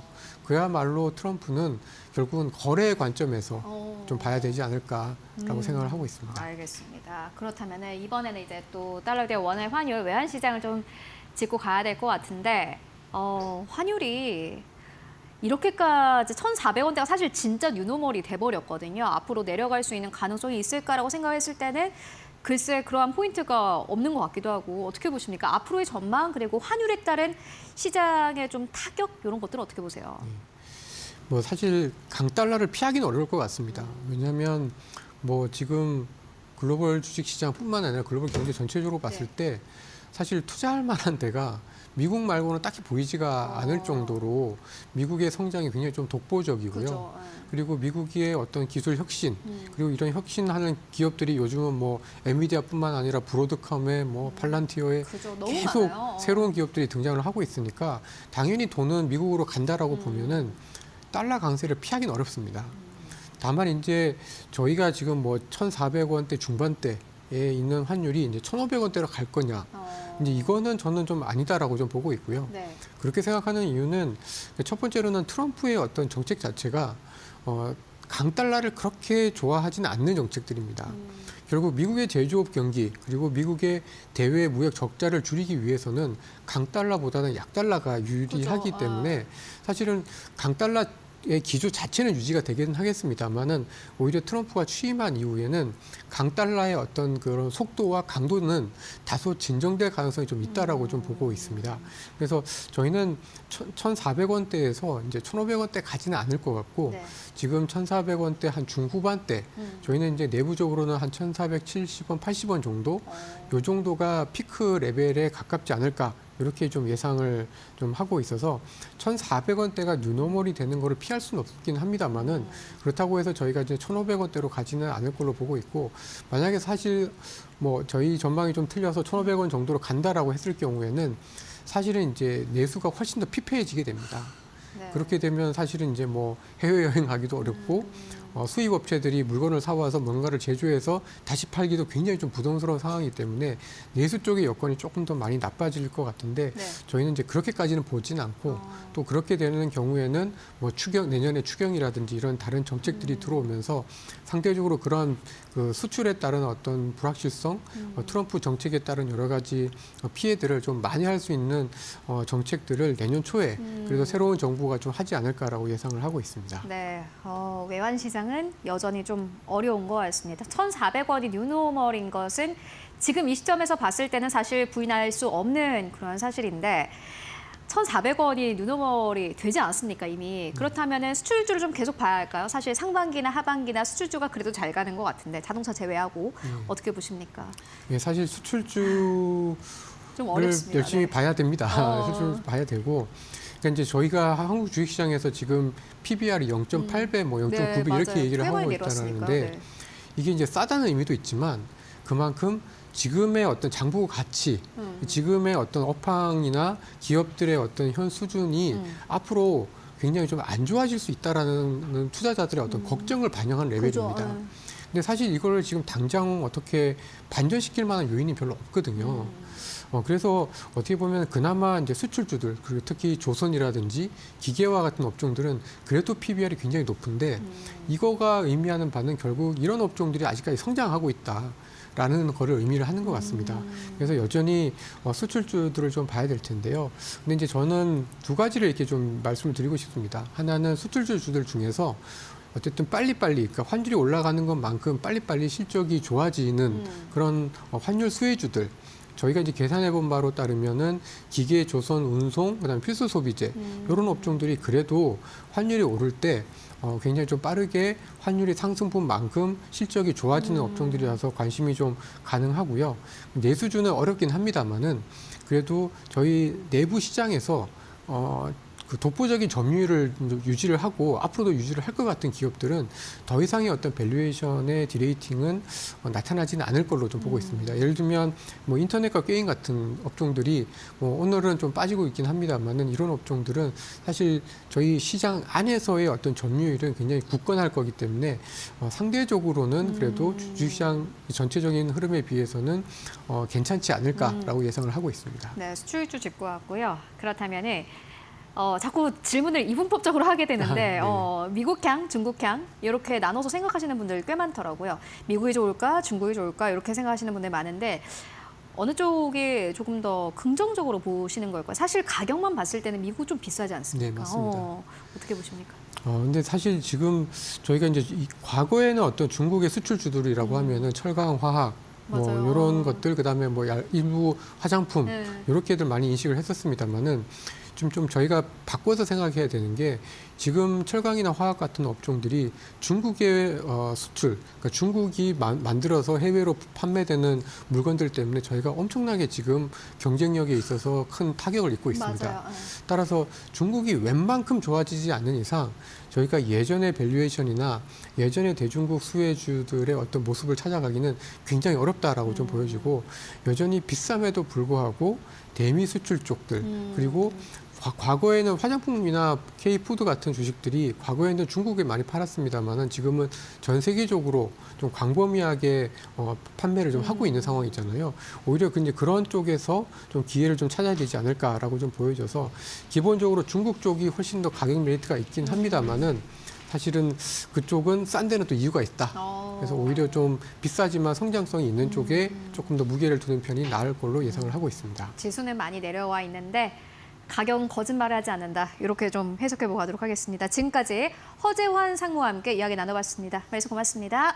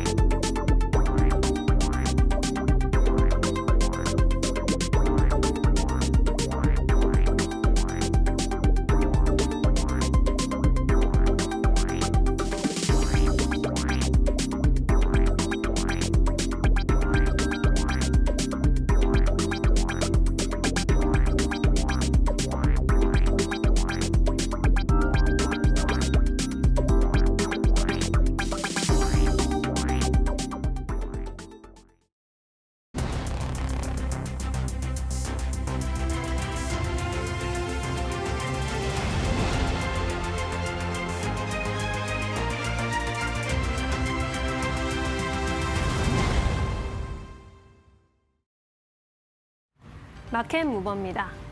국내 증시의 지지부진한 연말 장세가 이어지고 있는 가운데 대표적인 경기 방어주로 꼽히는 통신 업종에 관심이 쏠리고 있습니다. 특히 SK텔레콤과 KT의 경우에는 밸류업 지수에도 편입이 되면서 기대감 더 가져가고 있습니다. 올해 들어서 연초 이후로 KT의 주가는 누적 수익률 30%를 달성했습니다. 같은 기간 코스피가 10% 가까이 밀려난 것에 비하면 괄목할 만한 성장률입니다. 이 밖에도 SK텔레콤과 LG유플러스 역시 12%와 7%대의 견조한 상승세를 보여줬습니다. 지금 통신업체 3사가 제시하고 있는 밸류업 계획에도 시장에 이목이 쏠리고 있습니다. SK텔레콤의 경우에는 2026년까지 자기 자기자본이익률 ROE를 10% 이상으로 끌어올리겠다는 목표를 제시한 바 있고요. KT도 2028년까지 9에서 10% 수준의 ROE를 달성한다는 계획입니다. LG U+플러스 역시나 중장기적으로 8에서 10%대의 ROE 달성을 목표로 하고 있는 상황입니다. 여기에 더해서 최근에 리밸런싱으로 이제 코리아 밸류업 지수가 변화가 좀 있었죠. 지난 20일에 코리아 밸류업 지수에 KT와 SK텔레콤이 신규 편입하게 됐습니다. 이에 따라서 새로운 패시브 자금의 유입에 효과를 기대해 볼 수도 있다라는 이야기도 함께 기대감으로 작용하고 있습니다. 증권가에서도 연초와 연말에는 통신주에 계속해서 주목해 볼 수 있겠다라는 의견 계속해서 나오고 있습니다. 이 통신사들의 3사의 배당 정책에도 좀 변화가 있다라는 점 주목해 볼 만한 사안인데요. 지난해부터 당국이 깜깜이 투자를 방지하기 위해서 배당 후 투자 정책을 시행하고 있는데 이에 따라서 통신사의 배당 기준일도 기존의 12월에서 2월 말에서 3월 초로 변경이 모두 됐습니다. 이에 따라 연말의 수급 이탈 가능성을 줄여주는 요인으로 작용할 것이다라는 전망이 힘을 받고 있습니다. 또한 내년부터 트럼프 2기 집권이 시작됐는데 이 점 역시 통신업종에 유리할 것으로 보입니다. 2025년 1월에 트럼프 재취임과 함께 통신사망 패권이 강화되고 네트워크 서비스 투자가 촉진되면서 신규 물량이 통신주와 통신 장비 쪽으로 유입될 것이다라는 기대감이 힘을 받고 있는 상황입니다.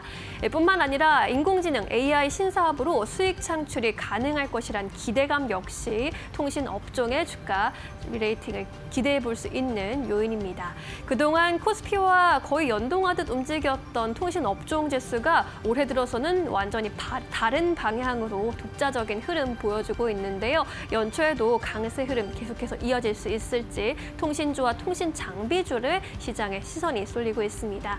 지금까지 마켓무버 전해드렸습니다.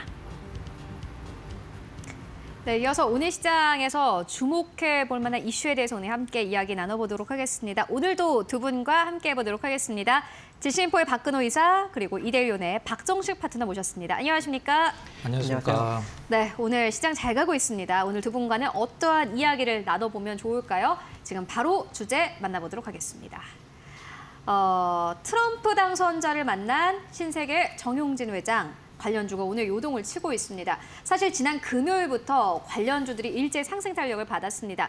트럼프 당선자와 만났다 혹은 만날 수 있다. 취임식에 참여할 수 있다. 이러한 좀 이슈들이 나오면서 지난 1기 때 또 초청을 받았던 인물들 그리고 관련주들이 급등 흐름을 보였는데요.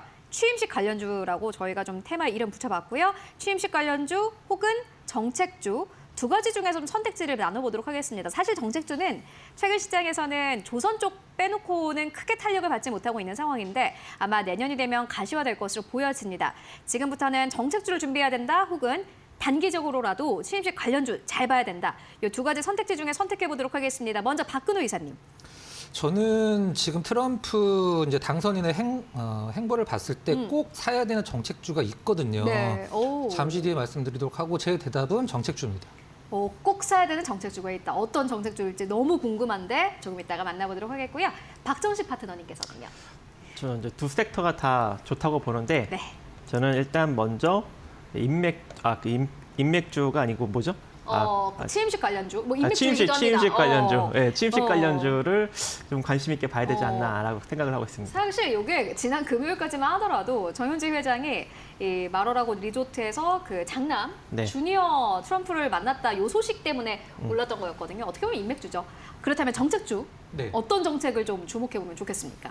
최근에 이제 뉴스플로 쭉 보면 가장 많이 나오는 부분이 뭐냐면 LNG 관련이에요. 근데 이 부분을 왜 살펴봐야 되냐면 일단 트럼프 당선이 이제 미국 LNG 수출 제한을 풀겠다라고 이제 발표를 했죠. 네. 이게 왜 수출 제한이 걸렸냐면 바이든 정부 때 이 LNG 사업이 환경에 영향을 준다라고 그래갖고 수출을 더 이상 늘리지 못하게 제한을 걸었어요.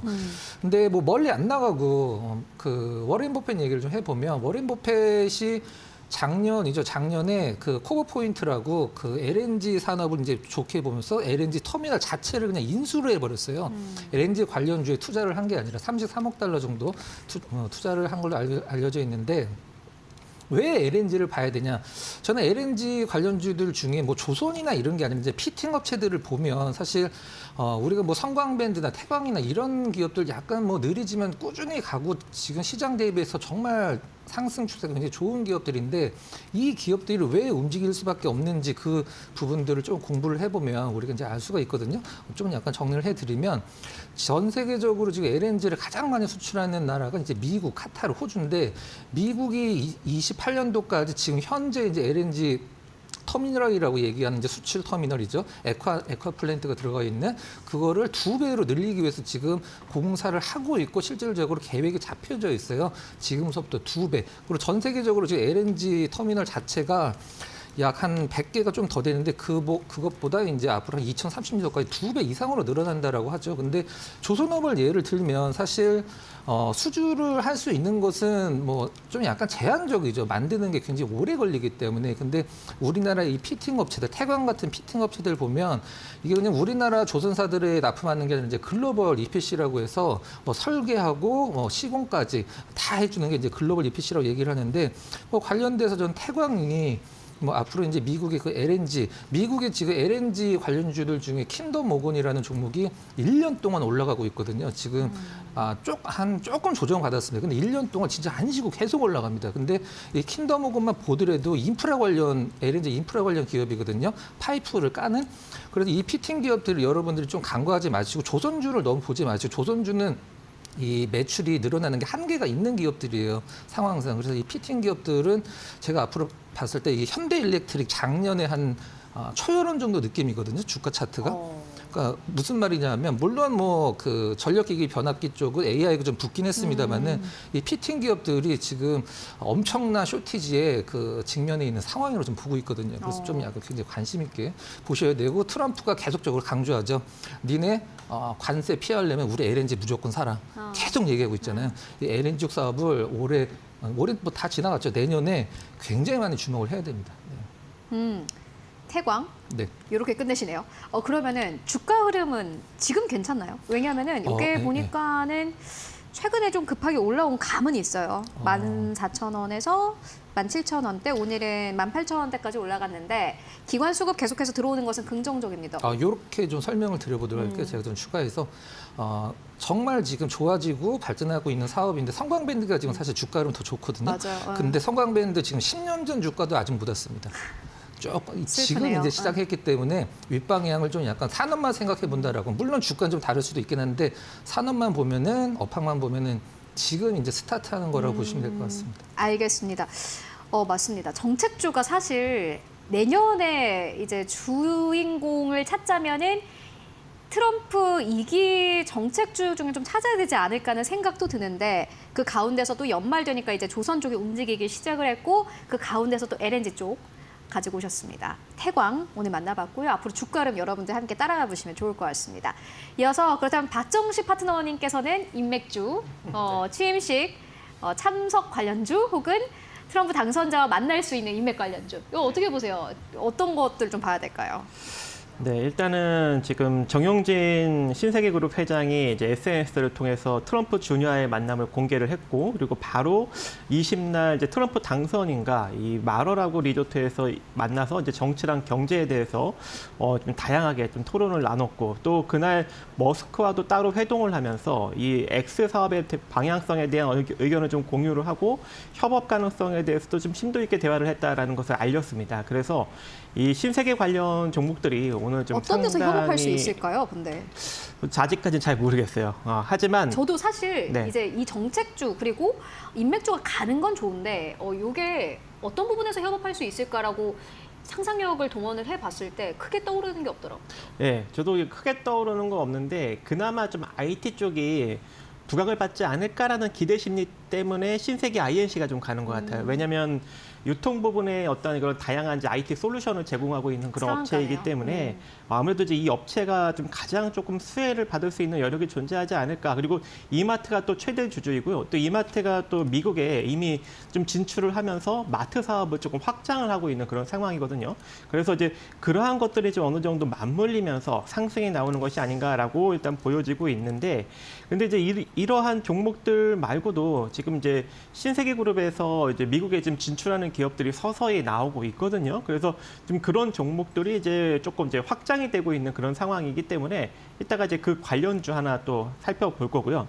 그리고 이제 롯데도 우리가 이게 슬슬 좀 관심을 가져봐야 되지 않나라고 생각을 하고 있습니다. 왜냐하면 롯데케미칼이 지난 2019년도에 이제 루지애나주에 ECC 공장을 이제 준공을 하였고, 그로 인해서 그때 당시에 이제 트럼프 당선인한테 상당히 조금 호평을 받은 측면이 있고, 또 이제 뉴욕 팰리스 호텔 사업도 진행을 하고 있는데 이제 트럼프 당선인이 또 이 호텔을 좀 자주 활용을 했던 점, 그리고 앞으로 이제 뉴욕과 시카고에 호텔 사업을 점차적으로 지금 확대를 꾀하고 있는 그런 상황이기 때문에 조만간 신동빈 회장으로도 한번 또 회동이 만들어질 수 있는 그런 가능성도 존재하지 않을까 이렇게 생각을 또 해봅니다. 알겠습니다.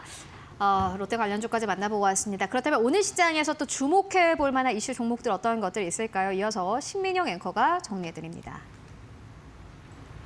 네, 마켓무버 이번에는 반도체 섹터 이슈 좀 점검해 보도록 하겠습니다. 반도체 업종 안에서도 산타랠리에 대한 기대감은 좀 많이 떨어져 있던 상태였습니다. 미국 마이크론의 실적 발표 여진이 계속되고 있기 때문이죠.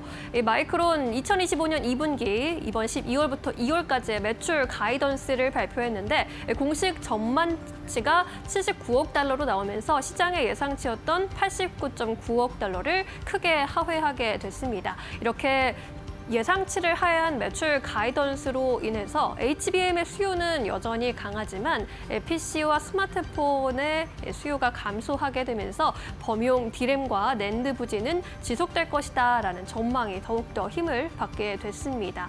레거시 메모리 한파가 예상했던 것보다 더 심각하다라는 뜻으로 읽히고 있는 상황이죠. 여기에 더해서 중국의 창신 메모리가 DDR5 양산에 성공한 게 아닌가 하는 추측도 함께 나왔습니다. 중국의 저장장치 제조사인 킹뱅크와 글로웨이가 32GB DDR5의 판매를 시작하면서 자국산임을 강조했기 때문입니다. 안 그래도 얼어붙어 있었던 레거시 반도체 시장 안에서 중국의 저가 제품 공세가 더 불거지고 삼성전자의 4분기 실적 눈높이도 점점 더 낮아지면서 전반적인 투심 더 악화될 수밖에 없는 상황이었는데요. 증권가에서도 레거시 반도체 쪽에 대해서는 계속해서 조심스러운 입장을 제시하고 있습니다. 하나증권의 경우에는 마이크론의 실적 발표가 알려준 것이 AI와 BAI 어플리케이션 수요의 양극화를 다시 한번 확인했다라고 짚었고요. 일반 D램과 낸드가 고객사의 높은 재고 수준과 IT 수요 부진으로 당분간 가격 하락세 지속될 것이라는 예상을 다시 한번 내놨습니다. 낸드의 수요 전망을 이제 마이크론이 하향 조정하면서 기술 전환 속도를 조절하고 기존 계획 대비 낸드의 CAPEX를 축소하겠다라고 언급을 하면서 낸드의 업황 부진 이어질 것이다라는 전망을 함께 내놨습니다. 하지만 그래도 AI 수요는 지속될 것이기 때문에 산타랠리든 AI 쪽에는 계속 찾아갈 것이다라는 전망도 나타나고 있습니다. 국내 반도체 중소형주 주가 차별화가 지속되면서 AI향 매출 비중이 높은 업체들은 계속해서 주목해 볼 만하다라는 건데요. 특히 HBM용 웨이퍼 테스터 제작 업체, 그리고 열압착 본딩 장비를 개발 공급하는 회사들, 그리고 레이저 어닐링 장비 생산 등의 HBM 관련주에는 온기가 계속해서 번져 가고 있습니다. YC와 DI, 테크윙, 한미반도체, 이오테크닉스, 레이저셀과 같은 종목들 주가도 양호한 흐름 보이고 있는데요. 반도체 섹터 안에서 투자 계획 세우실 때는 참고해 보실 사안이 될 것 같습니다. 마켓무버 함께 하셨습니다.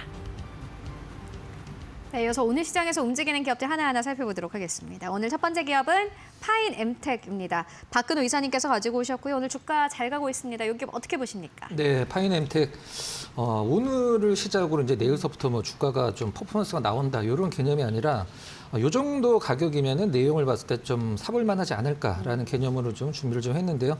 파인엠텍 뭐 KH 바텍과 더불어서 이제 우리가 접는 스마트폰 힌지 관련된 기업으로 많이들 알고 계실 거예요. 그것과 관련돼서는 제가 봤을 때 큰 모멘텀은 당분간은 없긴 하겠습니다만 내년에 좀 약간 변화가 좀 있죠. 지금 중국의 이제 아이폰 생산 공장 폭스콘에서 지금 현재 아이폰 관련돼서 이제 폴더블 생산 라인을 지금 어느 정도 깔려고 준비를 하고 있는 걸로 알려져 있는 상황이고요. 뭐 파이낸팩이 애플 쪽에 뭐 벤더로 등록이 됐다라는 얘기는 아닙니다. 근데 삼성 쪽에서는 실질적으로 이제 내년에 지금 선보일 수 있는 부분이 이제 폴더블 폰의 폼팩터가 넓어진다라고 표현을 쓰긴 하는데 뭐냐면 한 번 접는 걸 이제 두 번 접는 폴더블 폰이 내년에 이제 출시를 하려고 준비 중인 것으로 시장에 알려져 있습니다. 제가 좀 약간 강조를 드리고 싶은 것은 이런 뭐 힌지 쪽이 아니라 이제 파이낸텍이 3공장, 세 번째 공장을 베트남에 얼마 전에 완공을 했는데요. 그 공장에 보면 간판에 써 있습니다. 삼성 SDI 전용 공장이라고. 그럼 이게 무슨 얘기냐면 삼성 SDI가 파이낸텍에 이런 것들을 니네가 만들면 그걸 우리가 사주겠다라고 해서 파이낸텍 공장을 만든 건데 뭘 만드는 공장이냐면 전기차 모듈 하우징이라고 해서 전기차 이제 바닥에서 보면 큰 배터리를 감싸고 있는 그 하우징 팩이 있습니다. 그거랑 그 다음에 쿨링 블록이라고 해서 이제 전기차 BMS가 좀 약간 과열이 됐을 걸 시켜주는 그런 장치인데 그 두 개를 생산을 해서 삼성 SDI에만 납품을 하는 공장을 이번에 완공을 했죠.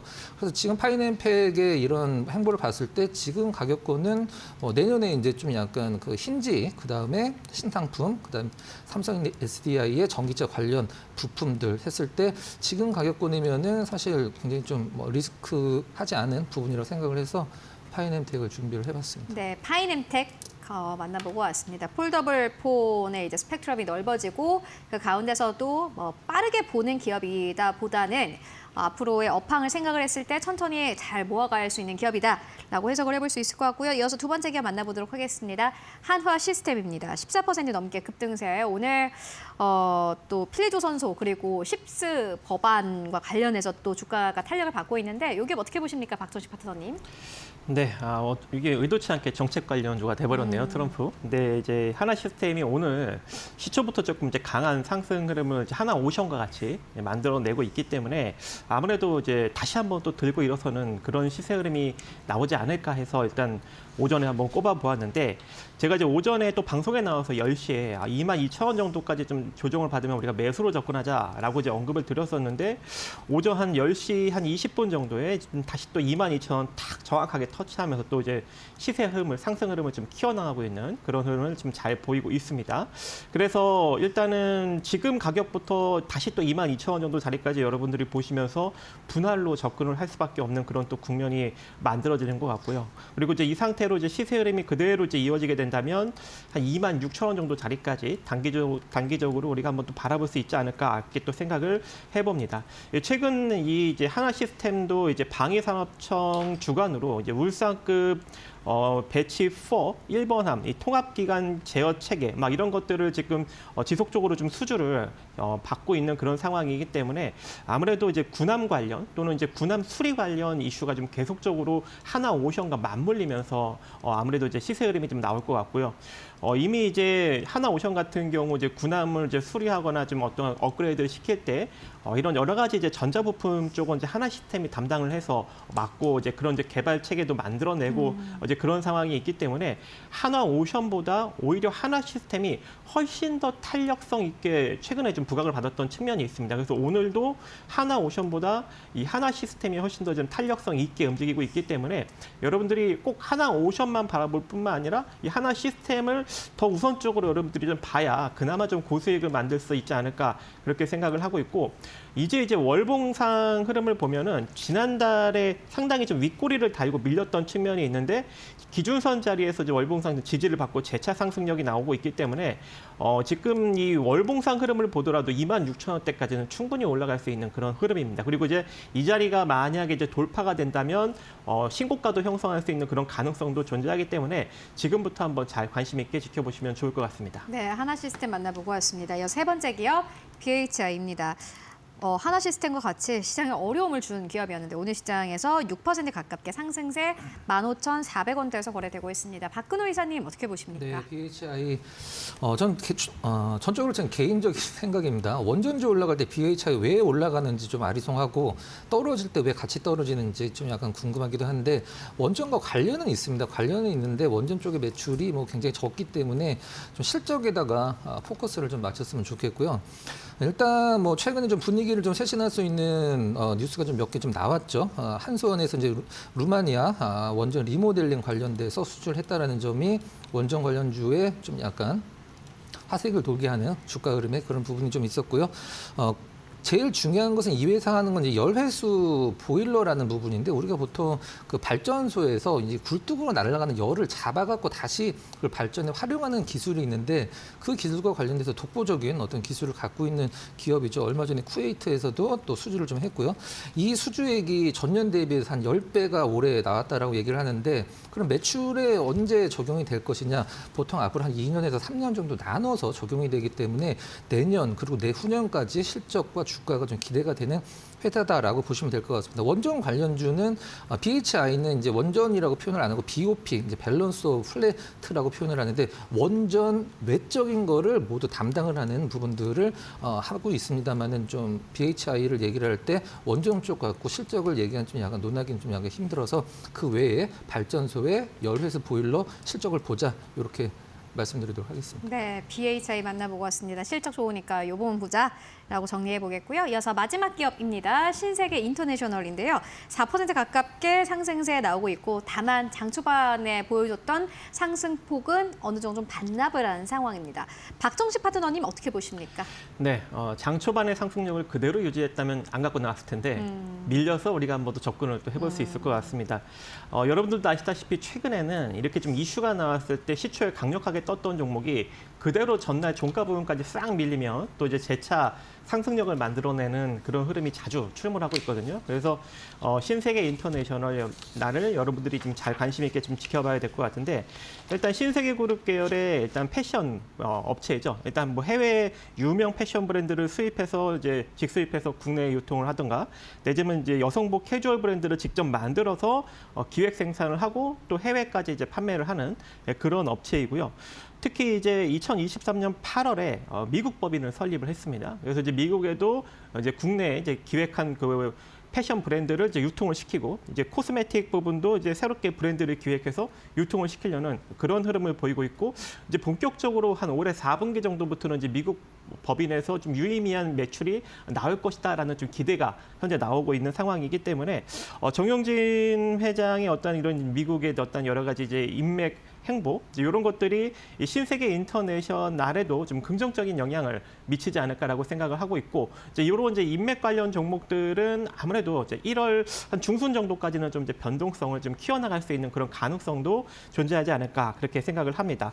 또한 또 최근에 주가가 좀 많이 내려와 있는 측면이 있어요. 그래서 안정적인 매출과 영업이익을 달성하고 있는 그런 회사인데 본연의 자본총기 대비 시가총액이 지금 절반 정도 위치해 있기 때문에 충분히 좀 저평가적인 메리트가 존재할 것 같고 차트상 주가도 지금 상당히 좀 바닥권역에서 머물러 있습니다. 월봉 흐름을 보시면. 그래서 솔직히 더 이상 뭐 빠질 자리도 크게 존재하지 않아요. 그래서 이제 이슈에 따라서 단기적으로 좀 서서히 좀 고점을 키워나가지 않을까라고 생각을 해서 일단은 1차적으로 한 14,000원 정도 자리, 14,000원도 바닥권에서 올라오는 거는 그렇게 큰 자리가 아닙니다. 그래서 14,000원 자리 한번 보시고 조금 더 시세가 강하게 나오면 15,500원 정도 자리까지 좀 바라볼 수 있는 여력은 충분하지 않을까 생각을 하고 있습니다. 네, 신세계 인터내셔널까지 만나보고 왔습니다. 지금까지 박근호 이사, 박정식 파트너와 함께 이야기 나눠봤습니다. 말씀 고맙습니다.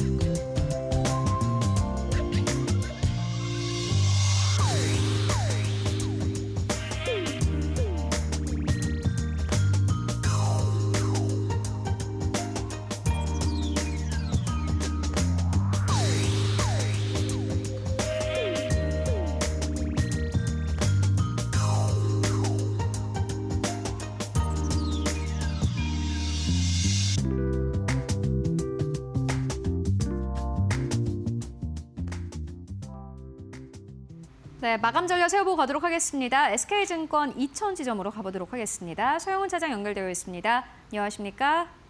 네, 안녕하세요. 네, 오늘 시장 마감 상황 어떻게 분석하고 계십니까? 네, 오늘 일단 미국 증시와 동반해서 코스피 지수와 코스닥 지수 양시장 모두 반등을 했다라는 점에서는 상당히 좀 긍정적인 흐름이라고 좀 볼 수 있겠습니다. 코스피와 코스닥 상당히 좀 큰 폭으로 좀 눌리면서 재차 전저점까지 하락하는 거 아닌가라는 우려감들도 있었습니다만 외국인 수급들이 코스피, 코스닥 선물 모두 들어오면서 시장이 좀 반등을 했다라는 점에서는 그래도 조금 안정적인 연말이 기대가 되지 않을까 싶습니다. 물론 개인들의 대주주 요건 회피에 따른 매도 물량이 좀 출회되는 모습이지만 그 물량을 외국인과 기관들이 좀 받아갔다라는 점에서는 좀 긍정적인 흐름이라고 좀 보실 수가 있겠고요. 물론 상방이 더 열려 있다라고 판단하기는 아직 이릅니다. 그렇지만 시장에서 조금 안정성을 좀 찾아가고 있다라는 점이 특징이라고 좀 볼 수 있겠습니다. 그리고 특히나 조선업종이 상당히 좀 강세를 좀 보였습니다. 미국에서의 조선업에 대한 제재에 대한 강화가 이루어지면서 중국에 대한 강도가 높아지고 그 외에 동맹국들에 대한 호재성 이슈로서 긍정적인 흐름들이 좀 이어졌다라고 볼 수 있겠고요. 이번 주는 사실상 거의 마지막 주라고 봐도 과언이 아닌 한 주입니다. 27일 날 배당락으로 26일까지 주식을 보유하신 기준으로 배당을 받으실 수 있다는 점을 감안하시면서 이번 주 투자 전략 세우셔야 되지 않을까라고 생각을 하고 있습니다. 네, 그렇다면 오늘 시장 뭐 보시는 기업 있으실까요? 네, 오늘 제가 좀 보고 있는 종목은 KSP 좀 보고 있습니다. KSP는 지금 선박 엔진 관련된 조선업종 관련된 종목이라고 볼 수 있겠고요. 24년도 3분기까지 실적이 예상치를 소폭 하회한 모습들이 있었습니다만 중국과의 경쟁에서의 우위를 갖는다라면 조선 시장에서 기타재 쪽 특히 엔진 쪽은 기술력으로서 좀 긍정적인 흐름들이 좀 이어질 수 있다라는 점에서 25년도 실적에 대한 기대감이 높고요. 특히나 미국의 조선 강화법에 대한 수혜가 직접적으로 이어질 수 있다는 점에서 현재 저가 매수 기회로서 충분히 좀 잡아보실 수 있는 자리가 아닐까라고 생각을 하고 있습니다. 네, KSP에 대한 투자 의견 함께 듣고 왔습니다. 네, 오늘도 말씀 고맙습니다. 네, 감사합니다. 네, 이번에는 바로 마감의 기술로 들어가 보도록 하겠습니다. 이데일리온 곽유정 파트너와 함께합니다. 어서 오세요. 네, 안녕하세요. 자, 그래도 오늘 월요일장 반등으로 시작을 해줬습니다. 양시장 1%대 강세로 마감할 것으로 보입니다. 오늘 시장 어떠셨습니까? 오늘 시장 일단은 삼성전자, SK 하이닉스 출발은 좋았거든요. 근데 오후장 기점으로 보니까 종목들이 약간 좀 되돌려주는 모습이 나와주긴 했습니다. 그래서 오늘은 그 반도체 업종 섹터 자체가 좀 강하게 움직임이 나왔었던 부분들이 있었기 때문에 좀 더 이런 대장 종목들이 흐름을 좀 지켜주면 좋지 않을까라고 봤었거든요. SK 하이닉스가 장중에 고가가 한 2.85% 정도까지 올라왔었어요. 그런데 지금 이제 동시호가 기준으로 해서 0.83%대니까 그냥 그대로 오늘은 좀 되돌림이 나와줬다라고 볼 수가 있을 것 같거든요. 지난주에 제가 한번 SK 하이닉스가 이 미국의 반도체 지원법 관련해서 지원을 받게 됐다. 대출도 이제 승인이 됐다라는 이야기를 말씀을 드렸고 삼성전자 같은 경우에는 연내에 역시나 통과가 될 기대감이 여전히 들어와주고 있기 때문에 삼성전자도 이런 반도체 지원법 관련해서 수혜가 들어오는지 끝까지 한번 지켜보자라고 말씀을 드렸습니다. 물론 좀 아쉬운 부분들이 좀 일부 있긴 있습니다. 왜냐하면 삼성전자 쪽에서 이제 기대했었던 그 정도 까지는 아니거든요. 왜냐하면 이번에 삼성 쪽의 반도체 보조금이 한 26% 정도 삭감된 6.9조 원 정도 수준이기 때문에 기존에 이제 마이크론이 그 지원받았던 수치에 비해서는 좀 많이 모자란 그런 정도라서 그럼에도 불구하고 지금 이제 반도체 지원법이 트럼프 이제 정권으로 넘어가게 되면은 아예 또 못 받게 될 가능성도 높기 때문에 네. 일단 바이든 행정부 쪽에서 약속한 거를 이행했다라는 측면에 있어서는 우리 국내 반도체 종목들의 불확실성이 일부 좀 덜 수 있을 만한 요소가 되지 않았나라고 보여지고요. 12월 이제 1일부터 20일 수출입 동향을 보니까 여전히 반도체는 수출 호조세 보여주고 있긴 합니다. 하지만 증권가 쪽에서는 지금 4분기 반도체 실적에 대해서 눈높이를 지금 또 하향 조정을 하고 있는 중이긴 하거든요. 이런 부분들이 어차피 지금 주가상에 다 선반영이 지금 되고 있고 막상 이제 눈높이가 지금 많이 낮아지는 상황이기 때문에 1월 이제 중순에서 말쯤부터 반도체 업종들은 같이 이제 대거 실적 발표가 나올 예정이거든요. 실적 발표까지 이제 4분기 회수하고 나면은 네. 오히려 계속해서 좀 불확실성이 좀 거쳐 나가지 않을까라고서 기대를 해볼 수가 있을 것 같습니다. 그래서 오늘은 전반적으로 양지수 모두 다 1%대 정도 상승세 동반해서 지금 잘 나와준 편이고, 다만 이제 전거래일 같은 경우에 금요일에 증시가 좀 많이 빠졌었잖아요. 네. 특히 이제 코스피 같은 경우에도 1.89%대 정도 밀렸었고, 코스닥 역시도 지난주 2% 가까이 밀려줬기 때문에 오늘 이제 반등이 시장이 양지수 모두 다 나와주더라도 아직까지는 시장 자체가 불확실성이 좀 있는 그런 불안 요소들이 있는 상황이다라고 볼 수 있을 것 같습니다. 그래서 아직까지는 추세가 완전히 지금 돌아가지는 못한 상황이에요. 그래서 이달 말까지는 계속해서 이러한 움직임이 좀 나오지 않을까라고서 지금 보여지고요. 그러다 보니까 오늘 이제 올라갔었던 특징적인 종목들 보면은 거진 다 지금 개별주들만 올라갔거든요. SBS 같은 경우에도 이제 지난 이제 거래일에 넷플릭스와 이제 파트너십을 맺게 되면서 관련 이슈가 나오면서 상한가를 가기도 했었고, 오늘 또 신세계 그룹주 같은 경우에는 정윤진 회장의 그 트럼프와 같이 이제 해동을 한다라는 이슈로 또 올라가기도 했었고, 그 외 나머지 삼청단제약이나 알맥이나 옵투스제약 이런 종목들 다 그냥 개별 이슈가 나와서 올라갔거든요. 그래서 이러한 움직임이 당분간은 계속해서 따로 이제 종목들이 움직임이 나오는 그런 장세가 계속 펼쳐지지 않을까라고 보고 있습니다. 네, 이렇게 개별주 장세 지속되고 있는 가운데 그래도 오늘 삼성전자가 3거래일 만에 반등에 성공해주면서 코스피 지수도 1%대 오름세로 마감 기다리고 있습니다. 현재 장중에 2,446포인트까지 고점 높인 바 있고요. 2,437포인트에서 마감 기다리고 있습니다. 코스닥의 경우에도 오늘 장중에 683포인트까지 고점 높였다가 현재는 680선 아래에서 마감 기다리고 있고요. 코스피 200도 1%대 오름세로 마감할 것으로 보입니다. 오늘 외국인과 기관의 수급이 양시장에 들어와 줬다라는 점 긍정적인 포인트입니다. 코스피에서 기관이 4천억 원 이상의 매수 우위를 점했고요. 외국인도 1,500억 원 이상의 매수 우위였습니다. 코스닥 역시 외국인 기관의 매수세 들어왔고요. 우리 시장 마감합니다.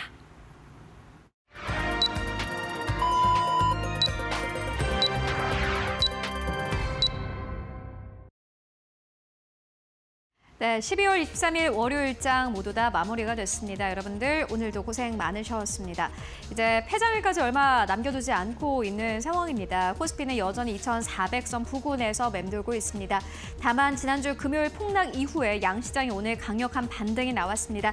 그래도 가격적인 메리트가 있다라고 판단한 외국인과 기관 투자자들이 오늘 코스피 내로 거래 자금을 들고 들어왔습니다.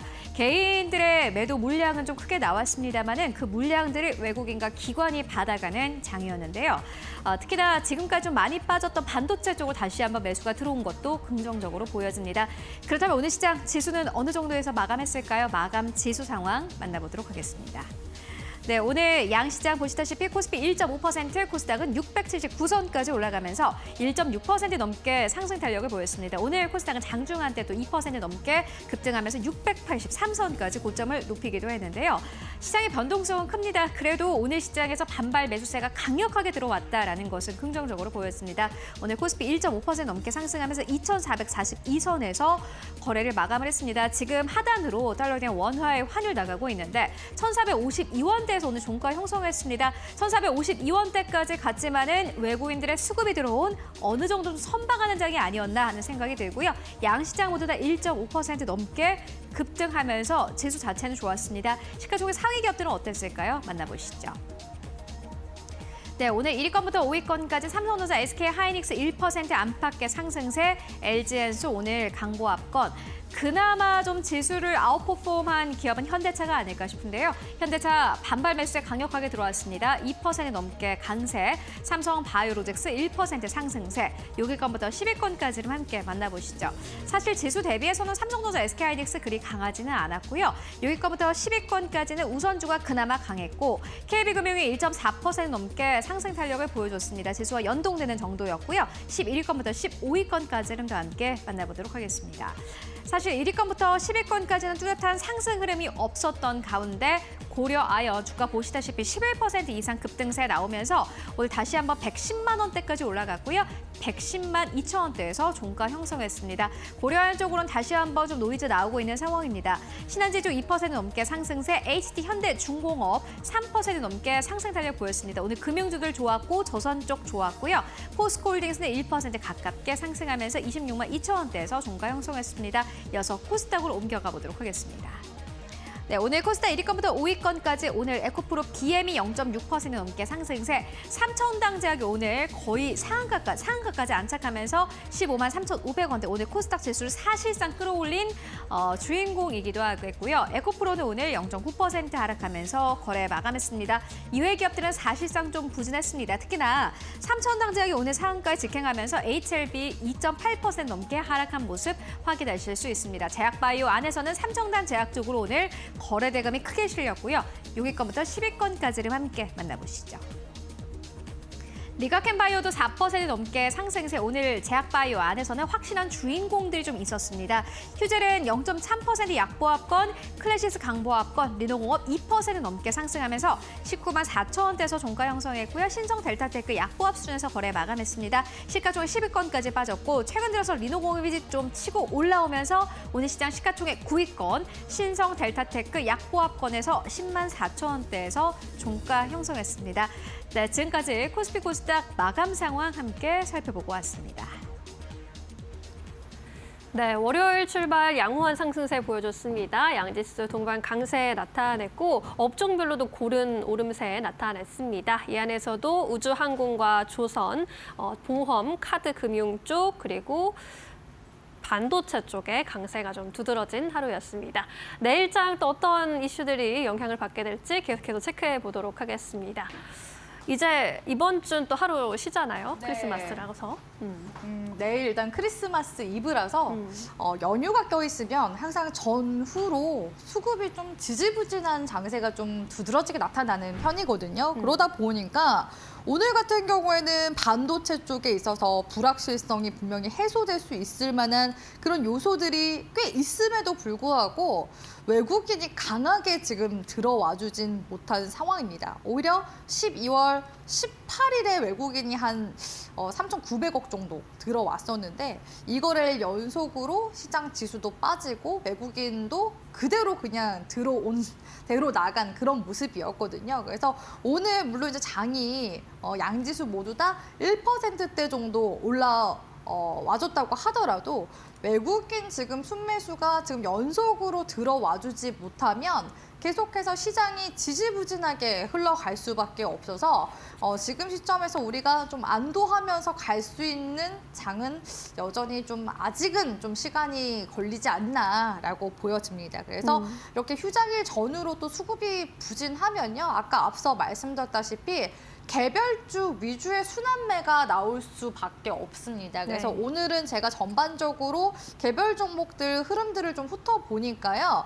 지난주 같은 경우에는 이제 정치 테마 섹터가 좀 많이 눌리는 5거래일 정도 연속으로 눌리는 모습이 나왔고 그러면서 이제 전거래일과 이제 오늘 구간에서도 따로 이제 종목들이 좀 움직이는 그런 모습들이 나와줬었어요. 그래서 기존의 이제 정치 인맥 뭐 관련 종목들이라고 했을 때 가장 이제 또 야당 쪽에서 대권 주자로 떠오르는 이재명 당대표와 관련되어 있는 뭐 인맥 관련 종목들 이런 종목들이 강세 위주의 움직임이 나왔었는데 그 흐름이 지금 최근에는 뭐 우원식 국회의장이라든지 내지는 또 최근에는 홍준표 그 대구시장이 최근에 계속해서 SNS에 대권에 도전할 거라는 약간 좀 시사하는 그런 발언들을 하게 되면서 계속해서 관련 종목들이 변동성이 나타나거든요. 근데 그렇다고 해서 강하게 종목들이 지금 가는 게 아니라 일부 종목들이 짜잘하게 지금 움직임이 나와주는 모습이었어요. 그래서 이번 주에는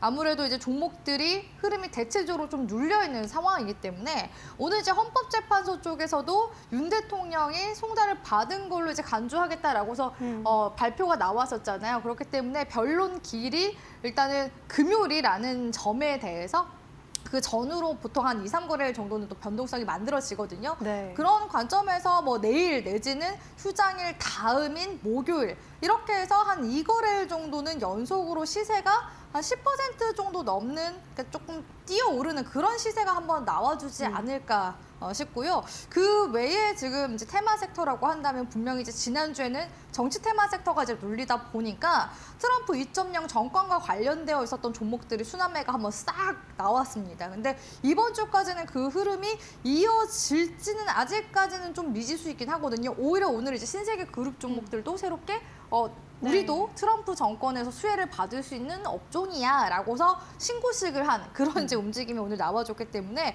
아무래도 오늘 상한가를 신세계 INC가 가져왔었기 때문에 신세계 그룹 종목들이 뭐 내일까지는 조금 더 긍정적인 움직임이 나올 수 있다라는 관점 하에 트레이딩 하시는 분들은 조금 더 이어서 할 수는 있을 것 같지만 지금 종목들이 사실상 시장이 이제 올라온다고 했을 때 수혜받을 수 있는 업종 섹터는 결국에는 반도체와 자동차 쪽이긴 하거든요. 네. 반도체 쪽은 그래도 일부 지금 바닥권에서 좀 이제 올라와주는 움직임이 좀 나타나고 있고 자동차 쪽 같은 경우에는 오늘 같은 경우 현대차와 기아차, 완성차 기업들의 주가 자체가 움직임이 나쁘지 않았습니다. 근데 그런 거에 비해서 자동차 부품 관련 섹터들이 아직까지 시장에서 조금 더 부각은 되지 못한 모습이거든요. 반도체 쪽은 올라오니까 반도체 장비 종목들 계속해서 급등도 나와주고 바닥권에서 계속 변동성을 보여주고 있어요. 그러니까 그런 거에 비해서 상대적으로 자동차 지금 부품 섹터가 가주지 않았기 때문에 시장 올라올 때 그쪽 섹터도 계속해서 움직임 보여주는지 흐름을 좀 살펴볼 필요성이 있겠다라고 말씀을 드릴 수 있을 것 같고요. 일단은 뭐 연말까지 시장이 추가적인 하락세가 강하게 나오지 않는다면 이 상태에서 약간 현상 유지하듯이 종목들도 마찬가지고 지수 자체가 횡보세로 가지 않을까라고 보여집니다. 그럼에도 불구하고 또 연초 랠리에 대한 또 기대감 또 계속 들어오고 있거든요. 1월 20일 오히려 트럼프 행정부가 들어서게 되면은 그런 이제 부분들로 인해서 오히려 지수상 조금 더 탄력적인 움직임이 나와줄 수도 있습니다. 그렇기 때문에 우리 시청자분들이 지금은 좀 두드러진 종목단의 이제 움직임이 나오지 않더라도 그럼에도 불구하고 희망을 좀 버리지 마시고 계속해서 바닥 구간에서 종목들이 지금 추세 전환을 계속 만들어 나가는지 그런 부분만 잘 확인하신다면은 충분히 또 연초에도 분명히 기회를 볼 수 있는 그런 장이 오지 않을까라고 보고 있습니다. 네, 일단 늘 그렇듯이 외국인 수급의 지속 연속성 여부를 잘 함께 확인해 봐야 할 이번 주 관건이 될 것 같습니다. 연초 랠리 바라보면서 어떤 종목들로 좀 압축해 볼 수 있을지에 대한 고민도 필요한 시점인 것 같습니다. 그렇다면 이제 내일장 시초가 공략주 여쭤보고 싶네요. 반도체 좀 좋게 이야기해 주셨는데 그쪽 안에서 좀 볼까요? 네, 일단은 뭐 반도체 쪽은요. 증권가 쪽에서 제가 앞서 말씀드렸다시피 눈높이 자체가 좀 많이 낮아진 상황이라고 말씀드렸습니다. 다만 AI 칩에 대한 수요는 여전히 견조한 편이고요. 그 AI 칩을 만들 때 당연히 HBM이 들어갈 수밖에 없기 때문에 내년까지도 계속해서 이런 이제 관련 HBM 이슈가 들어오게 될 가능성이 높고요. 이 HBM 같은 경우에는 지금 이제 가격 같은 경우에도 4분기부터 이제 좀 추가적으로 가격이 또 인상되는 부분들이 분명히 있거든요. 그래서 그런 부분들로 봤을 때 분명히 또 이런 반도체 검사 장비 쪽 기업들이 수혜를 받을 수 있지 않을까. 보니까 올해 4분기 HBM 가격이요. 전 분기 대비해서 8%에서 13% 정도 상승할 것이라고 전망이 나오고 있더라고요. 그래서 HBM 쪽의 검사 장비라고 한다면 저는 항상 이제 대장주로 YC를 꼽고 있기 때문에 오늘 이제 YC 가지고 왔고요. YC 같은 경우에는 최대 주주를 같이 좀 보시면은 최대 주주가 삼성전자입니다. 네. 삼성전자가 지분율 지금 11% 정도 가져가고 있고 삼성전자 쪽에서 YC와 아무래도 이러한 이제 협력 관계를 맺고 있다 보니까 이 HBM 테스터기 검사 장비 관련해서 5세대, 6세대를 아우를 수 있는 검사 장비를 만들어 달라고 부탁을 해서 그 검사 장비까지 4분기부터 기점으로 해서 삼성전자 쪽에 납품을 본격적으로 하기 시작했거든요. 제가 마지막으로 사실 관련해서 찾아봤었던 이슈가 10월 달이었었는데 오늘 또 잘 찾아보니까 11월 초경쯤에 국내 최초로 이 HBM 검사 장비 1호 1호기를 출하했다라는 관련 소식이 나왔더라고요. 그래서 4분기부터 본격적으로 개시를 한다면 당연히 이제 지금부터 이제 실적 반영이 조금씩 이제 되기 시작할 거라고 이제 보시면 되고, 여기서 중요한 게 5세대뿐만 아니라 6세대까지 아우를 수 있는 검사 장비라고 말씀을 드렸잖아요.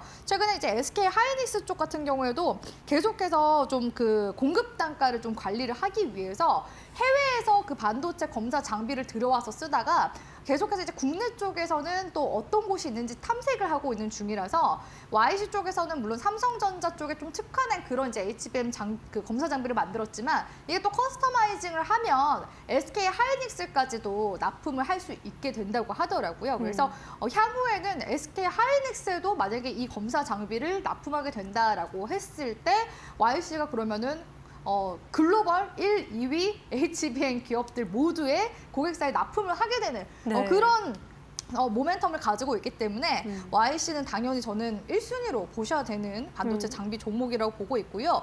기술적인 이제 구간들도 한번 보면요. YC가 작년 상반기 아무래도 부각이 좀 많이 됐었던 종목입니다. 그래서 추세 라인을 작도를 해보면요. 오늘 기점으로 해서 추세가 하락 추세선을 돌파하면서 살아나는 모습이 지금 관측이 되고 있거든요. 그래서 지금 구간에서부터 충분히 관심 가져볼 만한 종목이라고 보고 있고요. 현 구간에서 마이너스 10% 내외 구간인 9,800원 손절가 잡아가시고 1차적인 목표 구간 같은 경우에는 121선 구간대 기준으로 해서 지난 11월 초 구간대 정고점까지 해서 13,000원 구간대 돌파하게 되면은 다시금 또 추세가 강하게 상승 추세 유지해 나갈 가능성이 높기 때문에 1차 단기 목표가도 참고해 나가시면 좋을 것 같습니다. 네, 지금 이제 반도체 안에서도 좀 희비가 엇갈리는 모습이죠. 아무래도 레거시 반도체 쪽은 주춤한 가운데 AI 반도체, HBM을 필두로는 관련주들 탄력 강하게 받은 오늘 하루였습니다. HBM 대장주로 볼 수 있는 YC의 경우에도 오늘 시세 굉장히 좋았는데요. 삼성전자의 이미 최대 주주가 삼성전자인데다가 SK 하이닉스향 납품 기대감도 높아지고 있는 상황입니다. 오늘 목표가 13,000원으로 잡아봤고요. 손절가 9,800원으로 대응해 보시죠. YC까지 살펴봤고요. 오늘 말씀은 여기까지 듣겠습니다. 고맙습니다.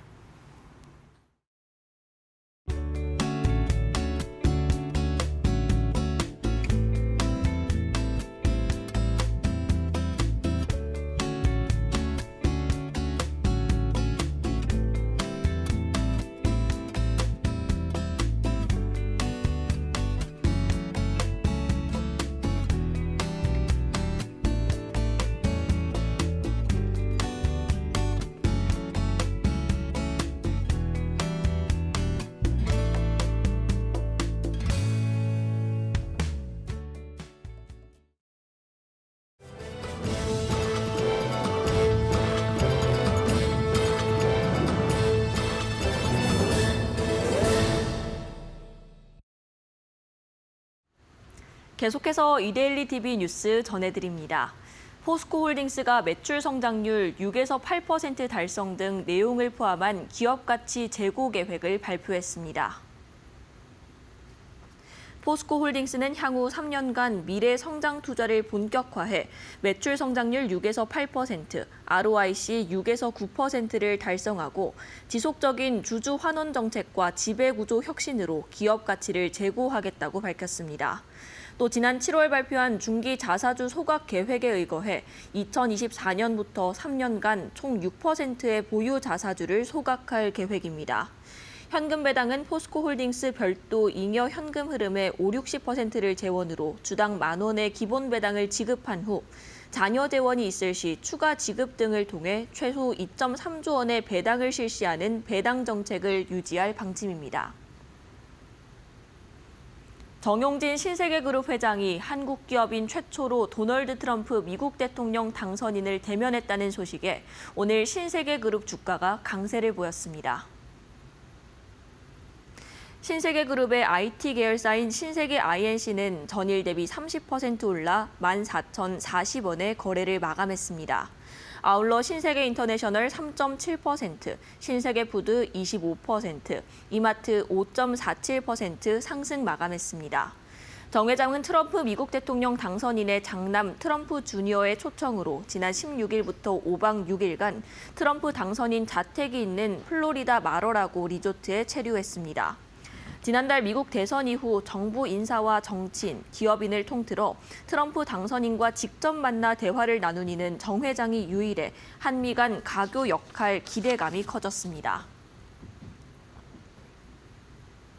올해 들어 경기 회복이 늦어지며 이로 인한 업황 부진과 원가 상승, 고금리 장기화 등에 따라 부실 징후 기업 중 경영 정상화 가능성이 낮은 기업들이 급증했습니다. 금융감독원은 채권은행이 올해 정기 신용 위험 평가를 한 결과 230개사를 부실 징후 기업으로 선정했다고 밝혔습니다. 전체 부실 징후 기업은 작년 대비 1개사가 줄었지만 경영 정상화 가능성이 낮은 D등급은 17개사 많은 130개에 이르는 것으로 집계됐습니다. 규모별로는 대기업이 2개사 늘어 11개사로 집계됐고 중소기업은 3개사 감소해 219개사로 나타났습니다. 업종별로는 부동산 경기 부진에 직격탄을 맞은 부동산업에 속한 기업이 30개사로 가장 많았습니다. 이창용 한국은행 총재가 지난 8월 기준금리 인하 시점을 놓쳤다는 일각의 실기론 지적에 대해 통합뿐 아니라 금융 안정까지 고려한 통합정책의 필요성을 들어 반박했습니다. 오늘 국제경제학회에 참석한 이 총재는 글로벌 금융위기를 경험한 2010년대 이후 국제통화기금과 국제결제은행 등 국제기구에선 기축통화를 보유하고 있지 않은 신흥시장국의 경우에는 인플레이션 타겟팅을 보완해 통합적 정책 체계를 채택하는 것이 보다 바람직하다는 견해가 자리 잡고 있다고 설명했습니다. 그러면서 IMF는 그간 인정하지 않았던 외환시장 개입 등의 효과에 대해서도 긍정적으로 평가하고 있다며 지난 2022년 하반기 금융 외환시장 불안과 지난 8월 금리 동결 시기를 이 같은 통합적 고려가 적용된 시기라고 강조했습니다. 아울러 앞으로도 한은은 통합적 정책 체계 아래서 다양한 정책 수단을 활용해 나갈 것을 예고했습니다. 지금까지 이데일리 TV 뉴스 전해드렸습니다. 네, 오늘 저희가 준비한 소식은 여기까지입니다. 이제 크리스마스 얼마 남겨두지 않고 있는 상황인데 맞이해서 저희가 12월 24일 내일 오전 9시부터 오후 3시 30분까지 이데일리온 파트너들과 함께 강연회를 유튜브에서 진행할 예정입니다. 네, 총 6명의 파트너와 함께 할 예정이고요. 이데일리온 유튜브를 통해서 만나보실 수 있으니까요. 많은 기대와 참여 부탁드리겠습니다. 네, 오늘 저희가 준비한 소식은 여기까지입니다. 시청해주신 여러분 모두 고맙습니다.